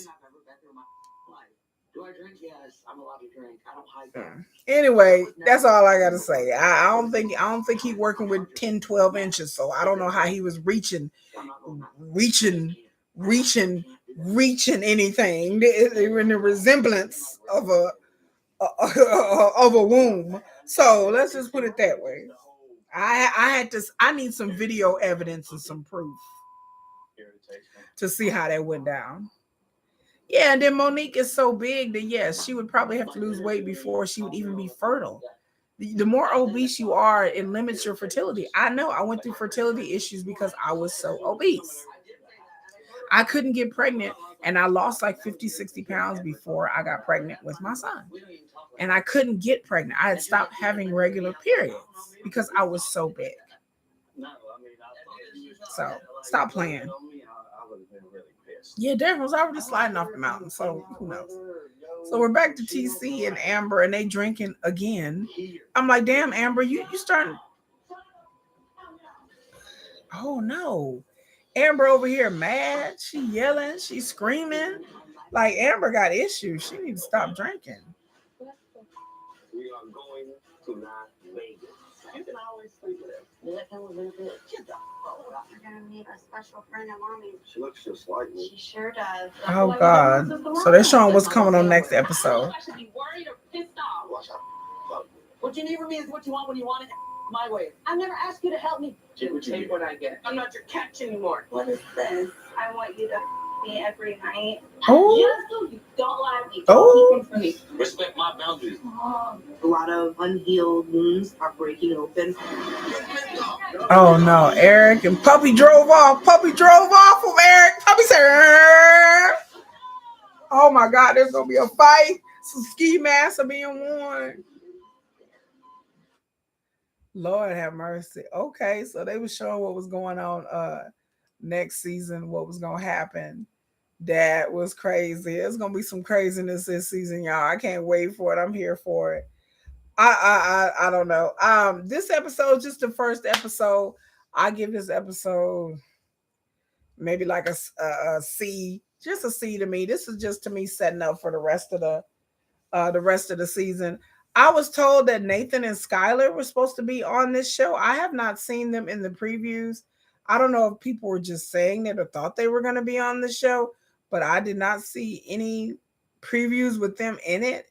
I didn't watch the other previews, but I never heard that Nathan and Skylar was going to be on the show, but they're definitely not in this show. So I don't know. Yeah, this is definitely going to be the fighting season. So yeah, it gets a C for me. It was just okay. But like I said, I don't expect much from the first couple of episodes. It's just, it usually ramps up after like the third or fourth episode. But yeah, I don't know what happened. No, Nathan and Skylar because he said the N-word. Is that the reason? Yeah, because somebody was saying they were going to be in the episode, and then some people were saying, well, they were going to be in the season. And some people said no, they were taken out. I'm glad they were taken out because Nathan and Skylar were boring. I mean, let's just all face it. I thought Sean and Sara are going to be boring, but obviously they're going to have some sort of drama. Like I said, it was Sean and Sara. Unless I see somebody cheating, I'm be disappointed. I better see some cheating because something better be going on. Monique and Derek, the pregnancy thing is fake. I don't believe Monique. I don't know if this is set up by the producers. I don't know if this is just Monique's idea, but Monique, she's lying. She's talking about she laid it. There's so many things in there that's I don't know. I just okay. I don't know if Monique even has regular periods. Like I said, I hate to be graphic. I don't know this woman, but I know the more obese you are, the more chances you're having diabetes and blood pressure issues, and that can cause you to have fertility issues. You can stop having your period. I had irregular periods when I was 400 pounds. I wasn't even nearly as big as Monique, but I was a big girl, and I stopped having regular periods because of and the doctors basically told me is because I was obese. And then also I was like sliding into high blood pressure, diabetes, all kinds of things. So with Monique being that big, you can't be that big and not have any kind of medical issues. I don't know when the last time Monique has had a checkup or when she went to the doctor. Who knows? It may have been years since the time that Monique has actually went to a real doctor, like a gynecologist, because usually when people, I like I said, I hate to stereotype people. I ain't trying to talk about bad about it. Usually when people get that size, they get that morbidly obese, they stop going to the doctor. They stop getting checkups because a lot of them, it's a psychological thing. They don't want to hear what the doctor has to say. They don't want to be embarrassed about their weight. They don't want to be told that they need to lose weight. So a lot of people, when they get they get that big, they stop getting medical checkups. A lot of people don't get medical checkups like they should anyway, which I'm telling people out there, you need to go get your annual checkups every year. Everybody should be going to get a pap smear, a mammogram, all that. People should be going to get that shit. So if you haven't gotten that in a while, you need to go get it because, it's better to nip shit in the bud before it gets bad. But once you get that obese, from my recollection and my experience with other obese people, from the things that I've learned from watching like 600-pound sisters and some of these other shows, a lot of obese people just stop going to the doctor. So Monique don't know whether she's can have a baby, cannot, or whatever. So I don't want to hear that. It's just a way to try to see what Derek is going to say and try to trap Derek. Who knows? Lindsey and Blaine, all I can do is laugh and be like, ha ha, to Lindsey because she played Deontay like a fool. Lindsey wanted to be desperate to be on this show, and now it's backfiring in her face. So the moment Blaine goes to jail or shit start popping off, she gonna be gone. She gonna be running out that house like this and going back and live with her mama or find another dude to talk to so she can be on another season. Girl, it is what it is. I'm not knocking the hustle. I'm not go girl, go get your bag. But the fact that she latched on to Blaine and thought that Blaine was gonna take care of her and everything's gonna be good, girl, you should already be prepared for what's going to happen when you're dealing with somebody that's just as screwed up as she is. Like I said, Sean and Sara, we see what's going on with the ex and all that, and Sean's curving her and ignoring her, so she may run to the ex. Puppy and Amber and TC and Eric, it's going to be a wild ride with all of this. With Eric and his ex-wife, soon to be, they're not even divorced yet, so far as I know of. With his separated wife and his kids by her and that situation, and then him with Puppy, they not getting along, and then Amber and TC, obviously Amber has issues with alcohol. She pop off at the mouth and go off and go crazy, and then TC don't like Puppy, so there's gonna be just a bunch of wildness. Then next episode we didn't see Eris and Cameron. So we're going to get into the fact that, Cameron has moved to Florida to live with Eris and her family. Maybe we'll see Eris's family and friends besides just her daughter. Maybe we'll see more of Eris's family and see what her family really thinks about Cameron. I'm interested to see what her family dynamic is and what they think. And then Tayler and Chance, that's a hot mess. Apparently Tayler was looking at his text messages and he may have been texting another female. I wouldn't put it past Chance. Chance just seems like the type of dude that would cheat on you and hide it and try to lie about it. Like, there's just something about Chance. Like I said, I have not liked since I saw him. There's just something. He seems like the type of dude I would be cool to be friends with, but this is the type of dude you wouldn't want to date. There are plenty of men out there and women out there that you can be best friends with. They be the best friends ever. They be the coolest people to hang out with and everything, but then having a relationship with that person is something completely different. To me, Chance seems like that type of person, that being with him as a friend and talking to him and hanging out with him, he seems cool, but having a relationship with him, I believe that. And then Chance has a child. He has a son. Like, they're supposed to, from what I learned last year, that they're supposed to show some footage of Chance. He has a son that's like 16, 17 years old. He's never been in his son's life and everything like that. Spoiler alert. People took pictures of them filming with, maybe he's never met his son. I don't know, but I think he's supposed to set up some kind of meeting with his son, and that should be interesting. For sure. And he should try to make efforts to be in his childhood. By Michael and Justine, we'll see how that go, because apparently the 13-year-old is going to tell him to shut up, and he popping off at the mouth. And like I said, my thing about it is I said it since the beginning that I think things are going to go bad between Justine and Michael because of the children. I think the situation with his kids, and her kids having to just to have a man in the house and all of that. And I don't think they've ever really had their dads around. So that's a whole nother um set of mountains to climb. So we'll see how that goes. But apparently there's gonna be some tension between the 13-year-old and Michael, or maybe one of the other kids. I don't know, especially when they get to be that age, 13, 14 years old, and they're going into adolescence. And then you bring this man into the house. I mean, that's just, it's going to be an adjustment. Like, I think the 13-year-old is used to having mommy have, give most of her time and attention to the kids. And now they have to share with Michael. And, that's something you really have to sit your kids down. I don't know if Justine has had conversations with her kids. I don't know. Maybe it's things that have happened off camera or while Michael was in jail. But it just seems like to me, in my opinion, from what I've seen so far, that Justine has not had, like, she doesn't have conversations with nobody. She don't have a conversation with her mother. She don't have conversations with her kids. She don't have conversation with Michael. It just seems like Justine lives in this pseudo reality, the Matrix. I don't know what kind of world or mind or thought process or how Justine carries her life, but it just seems very chaotic to me. It just seems very discombobulated to me.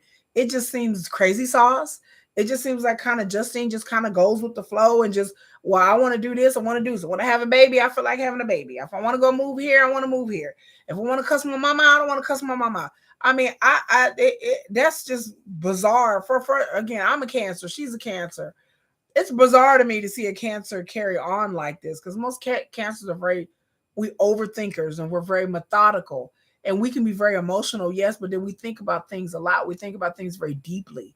Like Cancers, we're consummate thinkers. We're always thinking, and we have a good sense of intuition. Cancers are very intuitive. So to me, I don't know, Justine. I don't know what happened to her intuitive powers as a Cancer. We are Cancers. We are celestial beings.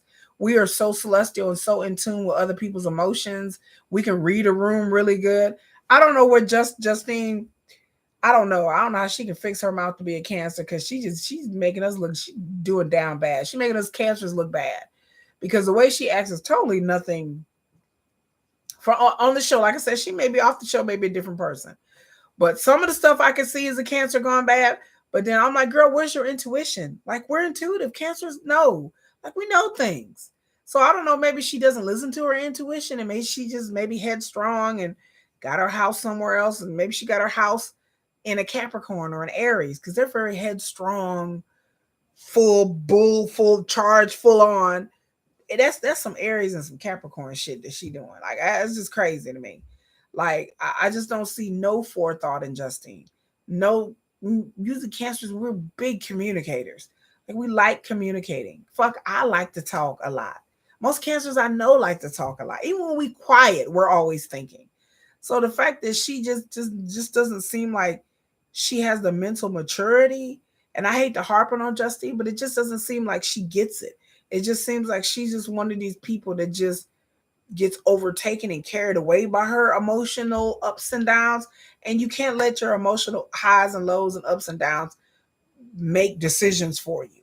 Because Cancers, we some moody bitches. One day we good, next day we not good. One day we love you, next day we want to throw you through a wall. You can't. I've learned that you can't make decisions. I have to think a lot, because if I go with the flow and go with my emotions, I make bad decisions every time. Because one day I might think something is cool, and then 3 days later I may have thought about it and been like, oh shit. So impulsivity in being a Cancer does not work very well. And I see Justine has a lot of impulsivity. Like, she just does stuff and she's impulsive. And then she's attention seeking. And then she's kind of like delusional. Like, she just think, well, we'll just cross that bridge when we get to it, and everything's just gonna fall together. Both her and Michael have that kind of attitude. And I just, for somebody who's an ex-con and who's used to living on the streets, I can understand why he has that mentality, why he has a childish mentality. But Justine, for somebody who hasn't been incarcerated that we know of, hasn't lived that street life that we know of, for somebody who hasn't really lived that lifestyle, and it seems like she has 3 kids and she's always worked and had a career and good job. We may have had it wrong about Justine. She may be totally a hot mess. We don't know. But for somebody who seems seemingly stable, the things that she do Doesn't seem stable. Y'all understand what I'm saying? The things that she does not speak of a responsible 35-year-old single mother with kids. The way that she acts seems like an impulsive teenager. I can understand why her mom talks to her and treats her like that, because her mom probably understands that my daughter just does things and not thinking of her kids, not thinking of her job, not thinking of the long term. It's like Justine has no foresight. She has no vision in the future.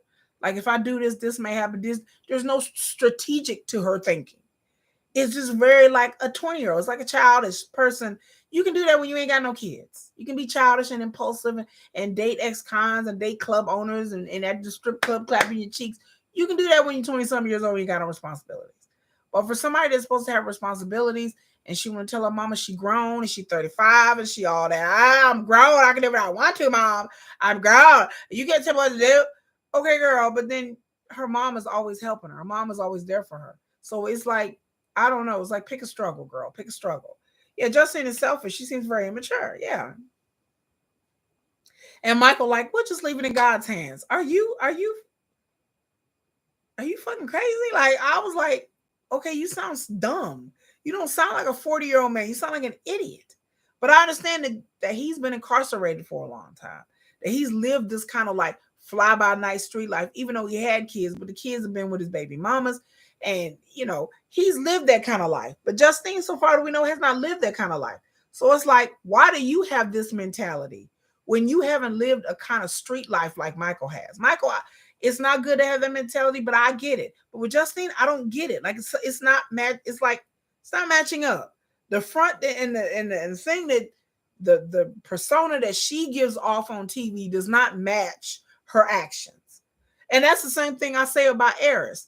The persona that Eris tries to give on this show, and again, I'm not in people's social media. I'm not watching people's TikTok videos. I don't watch Cameron on I don't friends with none of these people on social media. So I don't know what kind of videos they're posting or what kind of things.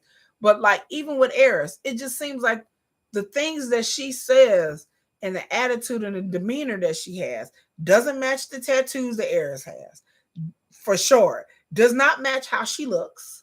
And it does not match what she says. She gets mad at Cameron for this and that, which she should get mad. But I'm like, dude, the way Eris looks and the past decisions she has made, and like I said, we don't know everything that went on between her daughter's father and everything like that, so we don't really know.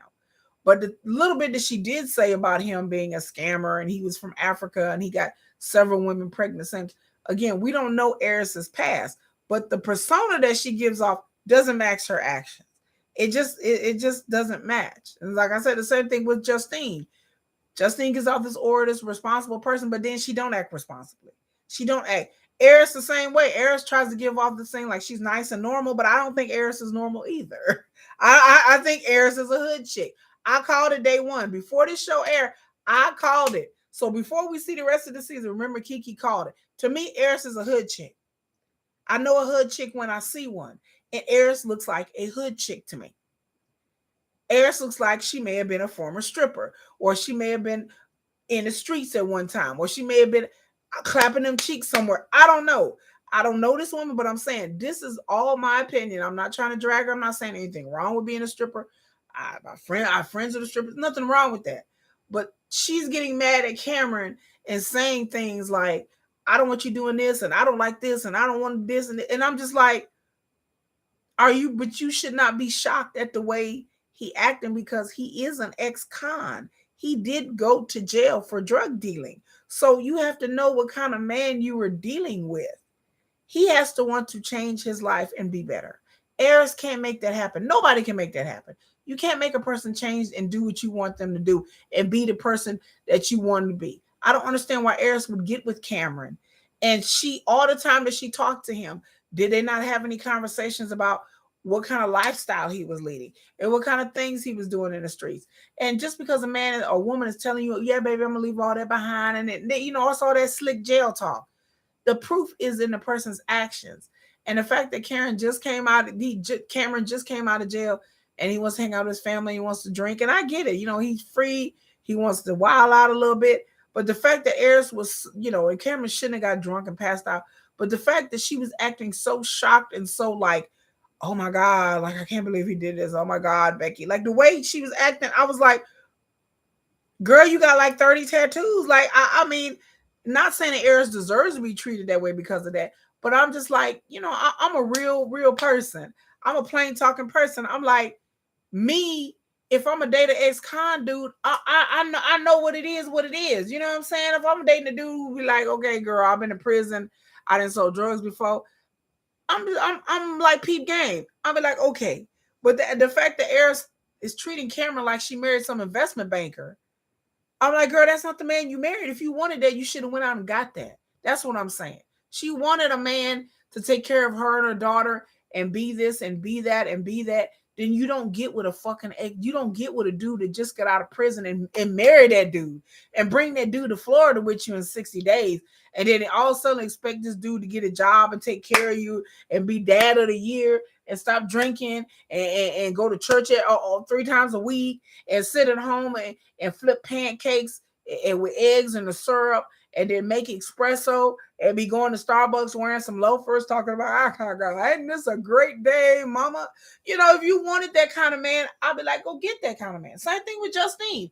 If you wanted a man to take care of your kids and trust that this man is well adjusted and he's going to love his kids and love your kids and y'all can ride off into the sunset, then that's not the kind of man you get. This ain't Build-A-Bear. A lot of these women and men, same thing with Deontay and Lindsey and Deontay and Nicole. A lot of these people is like treating they partners like it's a motherfucking Build-A-Bear.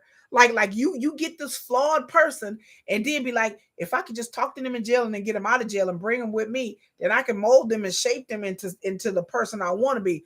Like you this is like build a man, build a chick. Like that's not how a relationship should go. The person should already be the person that you want. You shouldn't get somebody and be like, well, he got this wrong, that wrong, and this wrong, and that wrong, and that's fucked up, and that's fucked up, and that's fucked up. But I can overlook all that because if he just get with me, I can help mold and shape him. I can help him along and get his life together, and I can make him be the man that I need him to be. Girl, if you thinking that, girl, you better set yourself up for a world full of hurt, girl. If you thinking you finna get a man in any situation, jail or no jail, and you finna shape and mold and build this man to something that you want them to be, instead of letting them be who they are, and you either love that or leave it, then you're child. That's a childish thinking. You shouldn't be out here trying to rebuild people and make them into what you need them to be in a relationship. They should already be there or have most of those qualities. But a lot of these people dating these people in jail and just, well, if they just get out of prison and we can be, she can turn into Susie Homemaker. Like, no, that's not happening. Yeah, I'm preaching. Like they want Build-A-Bear. They want to build a man. He came with nothing. He ain't got shit. He ain't got a pot to piss in the window, put the window to throw it out of. But if I take this plain bear and I put a jacket on him and some shoes and a cute little hat and I put some little glasses on him, I can make him into the type of teddy bear that I want. Because that's the kind of teddy bear I want. So if I just add things to him and give him things or make them do this and make them do that, then I can build this person, mold this person into somebody that'll never leave me and they'll be the perfect person. And I talked them in jail and gave money so they feel like they owe me. That's what Monique and Derek is like.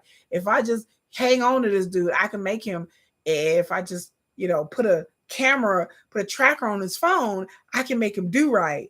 And then he feels like he's obligated to me. So then he'll stay with me and then he'll love me eventually. Like that's just, I'm like, that is so warped, twisted thinking. I'm like, that's how not love works. You don't bully and obligate somebody into loving you. You don't send people money in prison and support them to where if I just support them enough and give them enough and set them up good and buy them shit when they get out of prison and buy them Gucci belts and shoes and give them a cell phone, that of course they're going to be obligated and love me. Like that never happens. That never happens. There are plenty of people that bought men and women all kinds of money, cars, clothes, jewelry, and then that motherfucker turn around and cheat on them just like that. They be sleeping with the gardener the next day. That he done moved this bitch in your mansion, and guess what? They sleeping with the gardener the next day. Girl, like, baby, I didn't seen it. This man bought me this and bought me that and bought me that, and at the end of the day, they still didn't love that motherfucker. This man has supported her, got her boobs done, took care of her kids, still don't love that man. Why? Because you love what you love, who you love, and ain't no money or obligation gonna change that. It's not real. So I'm finna get out here, y'all. I thank everybody who's been here. Chicken Head, Bonnie, Derek, all you other people who didn't say anything but you came in here. I really appreciate it. I wish you guys would come back next week. This video then went long and strong. For a first video, I'm sorry, y'all. This video went long. My videos be long in a bit, y'all. I'm sorry. I'm trying to cut them down, but I'll be going off, so y'all know who I go. But I appreciate everybody being here. Like I said, like, share, subscribe, comment. Um, I love all of you guys for coming here and listening to me rant and really sitting here and intensely listening to me I tell stories, I rant, I rave, I do a little bit of something for everybody here on this channel. So I appreciate everybody coming here. And like I said, check out the description, support the channel, 20% off of my Etsy shops. Unlike Michael, I do design clothes on the side. I'm not selling $1,000 shoes that I got from AliExpress. I actually really do design my own shit. Like, here's a shirt that I have on that it is designed. It says armed and conscious. Yeah, armed and conscious. This is a design. This is all me right here. All me. I ain't getting my designs off of AliExpress and selling them for thousands of dollars. No, I design my own shit. I'm an artist. I'm an award-winning artist. So I design all kinds of things. So clothing is just one of many. I have portraits and paintings and stuff all over my house.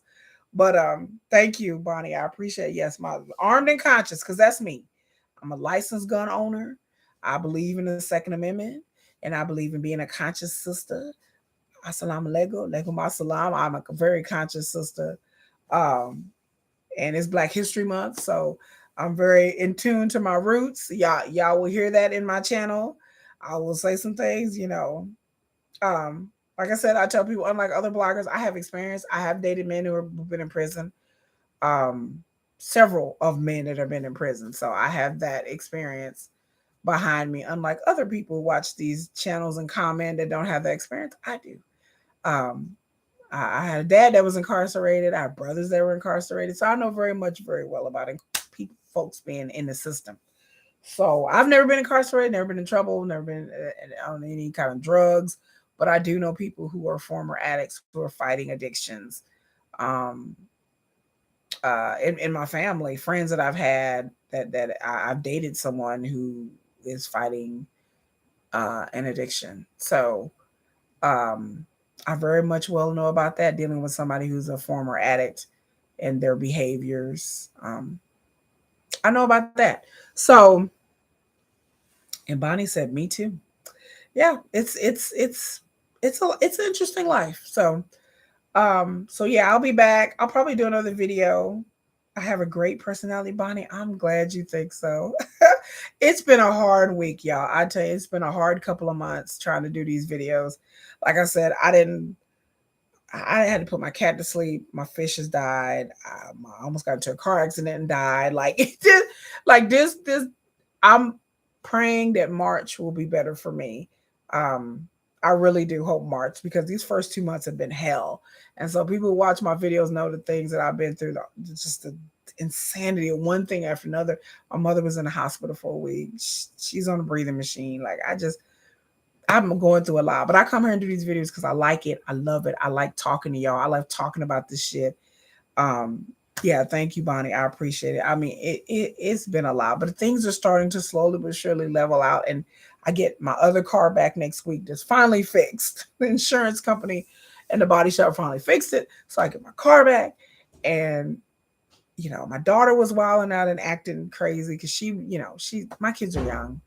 I have a almost 13-year-old, and I have a 9-year-old. She just turned 9 last month. And so, she was going through some things.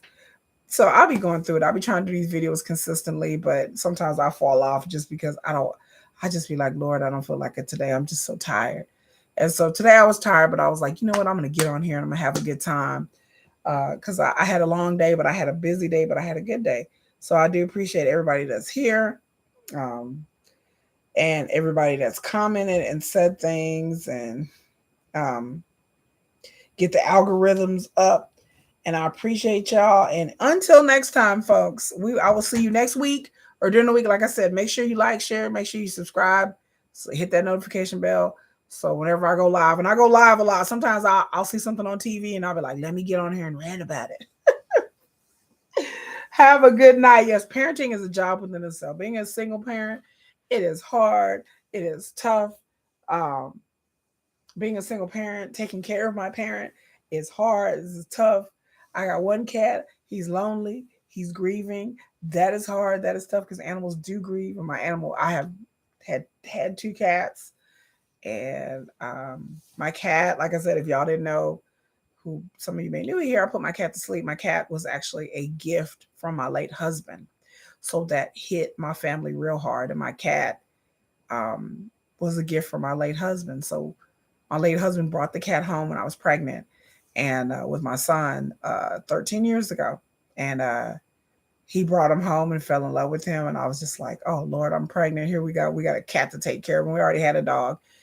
And I lost my dog many years ago. My dog was old, though. And so my cat was like really the last thing that my late husband, that was like a tie to my late husband besides my son.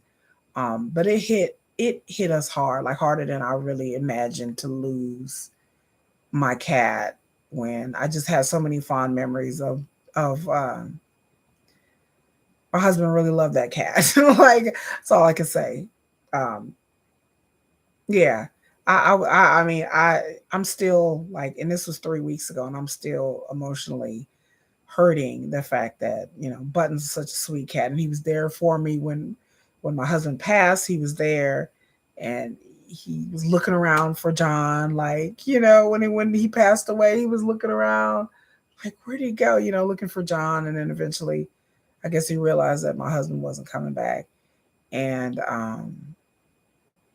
yeah, so yeah, that's still emotional. Then my fish died last week. I just looked in it. I'm used to having him in this tank over here, and he would float to the top and watch the shows.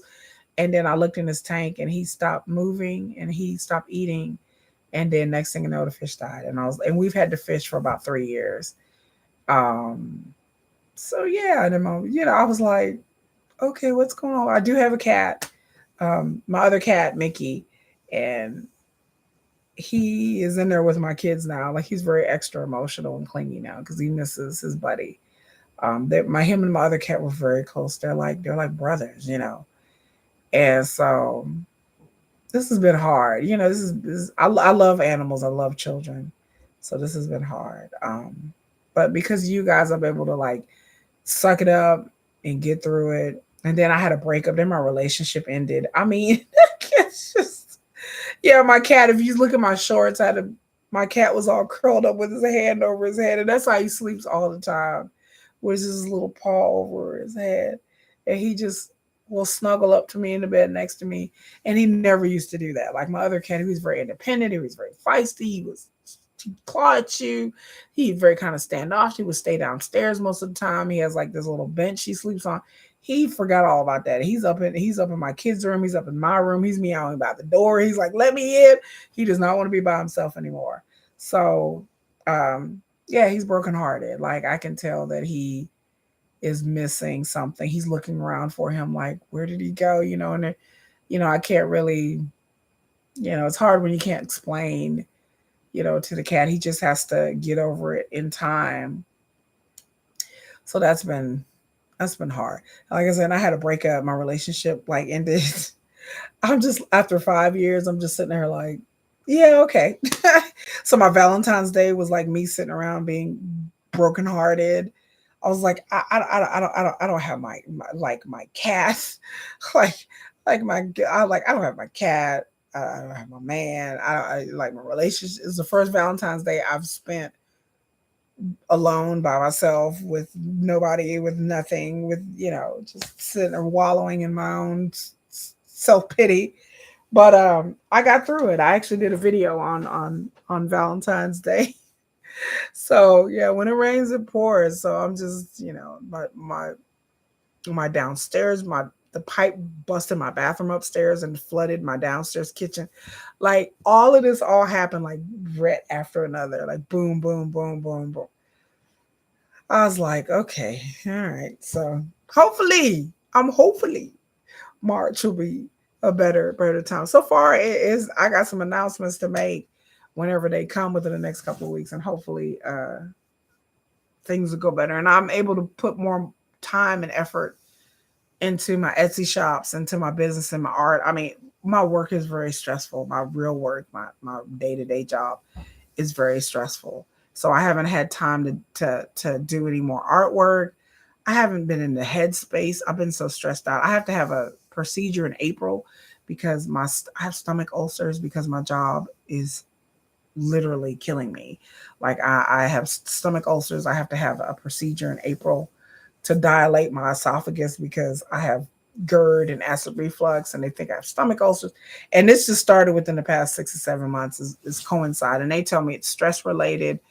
I've never had stomach issues before, so I'm very much under it. Everything that's happened in the past 4 or 5 months has. Every time I feel stressed, my stomach is just like burning. So, um, yeah. So hopefully, I'll get my procedure in April. Spring break will come and things will be better. I plan to go on vacation in April. Me and my sister-in-law, my buddy, and then in May I have a K-pop concert to go to. So I think we're gonna have a lot of fun. I'm gonna do live videos of me. We're gonna see Trevor Noah in April. I'm doing a K-pop concert in May. I'm gonna go live so y'all see where I'm at. I'm so excited to actually like go to a vacation with grown people. Most of the time when I go on vacation, y'all see my videos, my shorts, I'm with my kids. Like my kids were always doing stuff. I haven't had a chance to really even take my kids anywhere this year so far. We usually going to do some Black History thing this week. I haven't had a chance to do Black History, nothing. On the weekends, I'm working. During the week, I'm working. I'm working on Saturdays. I'm working on Sundays. I'm cleaning the house. I'm trying to tutor my son. Like it's a lot.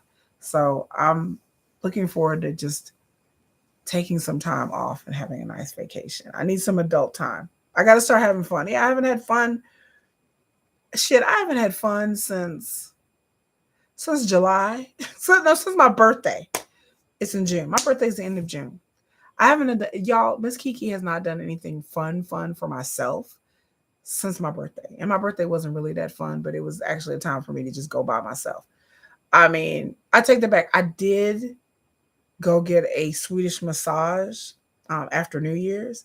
So I did do that. I needed it because I have back issues. So I needed a Swedish massage and it felt so heavenly. But yeah, I need some adult time. I need some adult fun time. So I'll finally get that in April. Yay. And so yeah, I need a break. Miss Kiki needs a break. I need a break. I need a break. But anyway, yeah. How did that feel? My Swedish massage was everything. Now I was kind of freaked out because I was kind of half naked and I don't like to get naked with anybody. But the lady was very accommodating, very nice, and she just made sure I had a towel covering up my woman bits, and it felt amazing, and it did wonders for my back pain. Like I work out a lot. I was hitting it hard a lot in November, December. I really was hitting the weights. Like my back was all messed up. My back doctor told me that I need to back off and I need to lower my weights because I've had major back surgery 3 years ago, like spine surgery. I had pelvic surgery. I have screws and cages, and they like rebuilt my lower spine because I've disc degeneration and bone deterioration. But I still like to work out 4 or 5 days a week. So I still work out, but then inevitably I always end up having aches and pains. Like I ate today. I lift weights today and then I'm feeling like a little achy. You see me moving around is because my back is hurting, and my back always hurts after I lift. Uh, but tomorrow I'll try to take care and do more cardio tomorrow. I'll probably do some dance cardio for about an hour. But my doctor told me I need to just stop doing so much. But you know, did they use the stones? No, they didn't use the stones. I didn't pay extra for the stones. I just got the massage. The stones would have been extra, you know. But anyway, y'all, I'm out of here. Yeah, I've overstayed my welcome. But until next time, I really appreciate y'all. Like I said, I don't get to talk to adults very often. I don't have that many friends, y'all. Like it's like my mama and like three other people that are my friends that I actually really talk to. So I come on here because I like talking to y'all, like having some adults to talk to. I talk to my kids a lot. Like I really interact with my children a lot. Um, I appreciate y'all. Hopefully I'll get these braces off. Like y'all notice, y'all see I have braces. Like braces. I wear these little rubber bands at night to I wear braces. And I wear braces not because my teeth was messed up, it's because I had one tooth or a hair that wasn't supposed to be there and then they had to pull it. And so in order to close the gap, um, they're like, you need braces. And then in order to, I have an overbite. They're like, do you want to go in there and fix the overbite? I said, sure, why not? Why the hell did I say that? I've had braces. It'll be 2 years in October. They're telling me I have to have braces for 2 years. So sometimes my jaw will swell up. Y'all see my because it cuts the end. I have to wear wax and one day I'm gonna do a whole video talking about like my braces experience because I I I have to put wax on because it cuts the inside of my jaw. So sometimes my face will be swollen because the braces are cutting the inside of my jaws. And sometimes I wake up, I sleep really hard and with my mouth open. And so it dries out my mouth. And then I wake up and I have blood like inside my mouth, and then my jaw will swell up. And then I sleep with these little rubber bands on to like really help. And my overbite is not a lot, but it's a lot. Having braces because my insurance wouldn't pay for Invisalign. If you're over the age of 19, they won't pay for it. So I had to pay for braces out of pocket. And this has been the worst 18 months. Like I can't eat certain things. Food will get stuck in my teeth. My teeth will hurt. I mean, my kids call me brace face because I've had them for so long now. Yeah, I want to do a video about my braces experience being an adult. It has made me look younger because people think I'm young. People think I'm really young. They think I'm like, even when I do these videos, people think I'm young. I was like, people be like, how old are you, Miss Kiki? And especially when I have my hair on, when I have my wig on, then people really think I'm young. I'm going to take my glasses off. Y'all can see me. Take my glasses off, then people really think I'm young. But I'm not. I'm not. Braces. And yeah, when I take my glasses off, my braces, people think I'm like a kid. Like they think I'm young. I'm like, dude, Miss Kiki's. I'm almost 50. I'm 50, y'all. 50. Like don't crack. No, no. Especially when you eat good. I eat good, and I don't drink, and I don't smoke, and I don't do drugs. So, and then I have just great genetics. Like people in my family look young, but and I try to exfoliate, and I have like I have my own skincare line. You're 52, Bonnie. Hey, girl, right on. High. Let me see. Let me see where the camera. High five, girl. High five. But anyway, I'm gonna go, y'all. I appreciate y'all. Love y'all. Y'all have a great, great night. I'm finna go watch A Knock at the Cabin. I think I'm gonna watch that. Now since my kids aren't asleep. I hear them. I'm gonna watch A Knock at the Cabin, y'all. I heard it sucked, but since somebody says it was good, but I'm gonna order it and I'm gonna watch it. And then I'm gonna watch everywhere, everything all at once or whatever that movie is. I'm gonna watch that because people tell me I need to watch that. So until next time, folks. Peace out.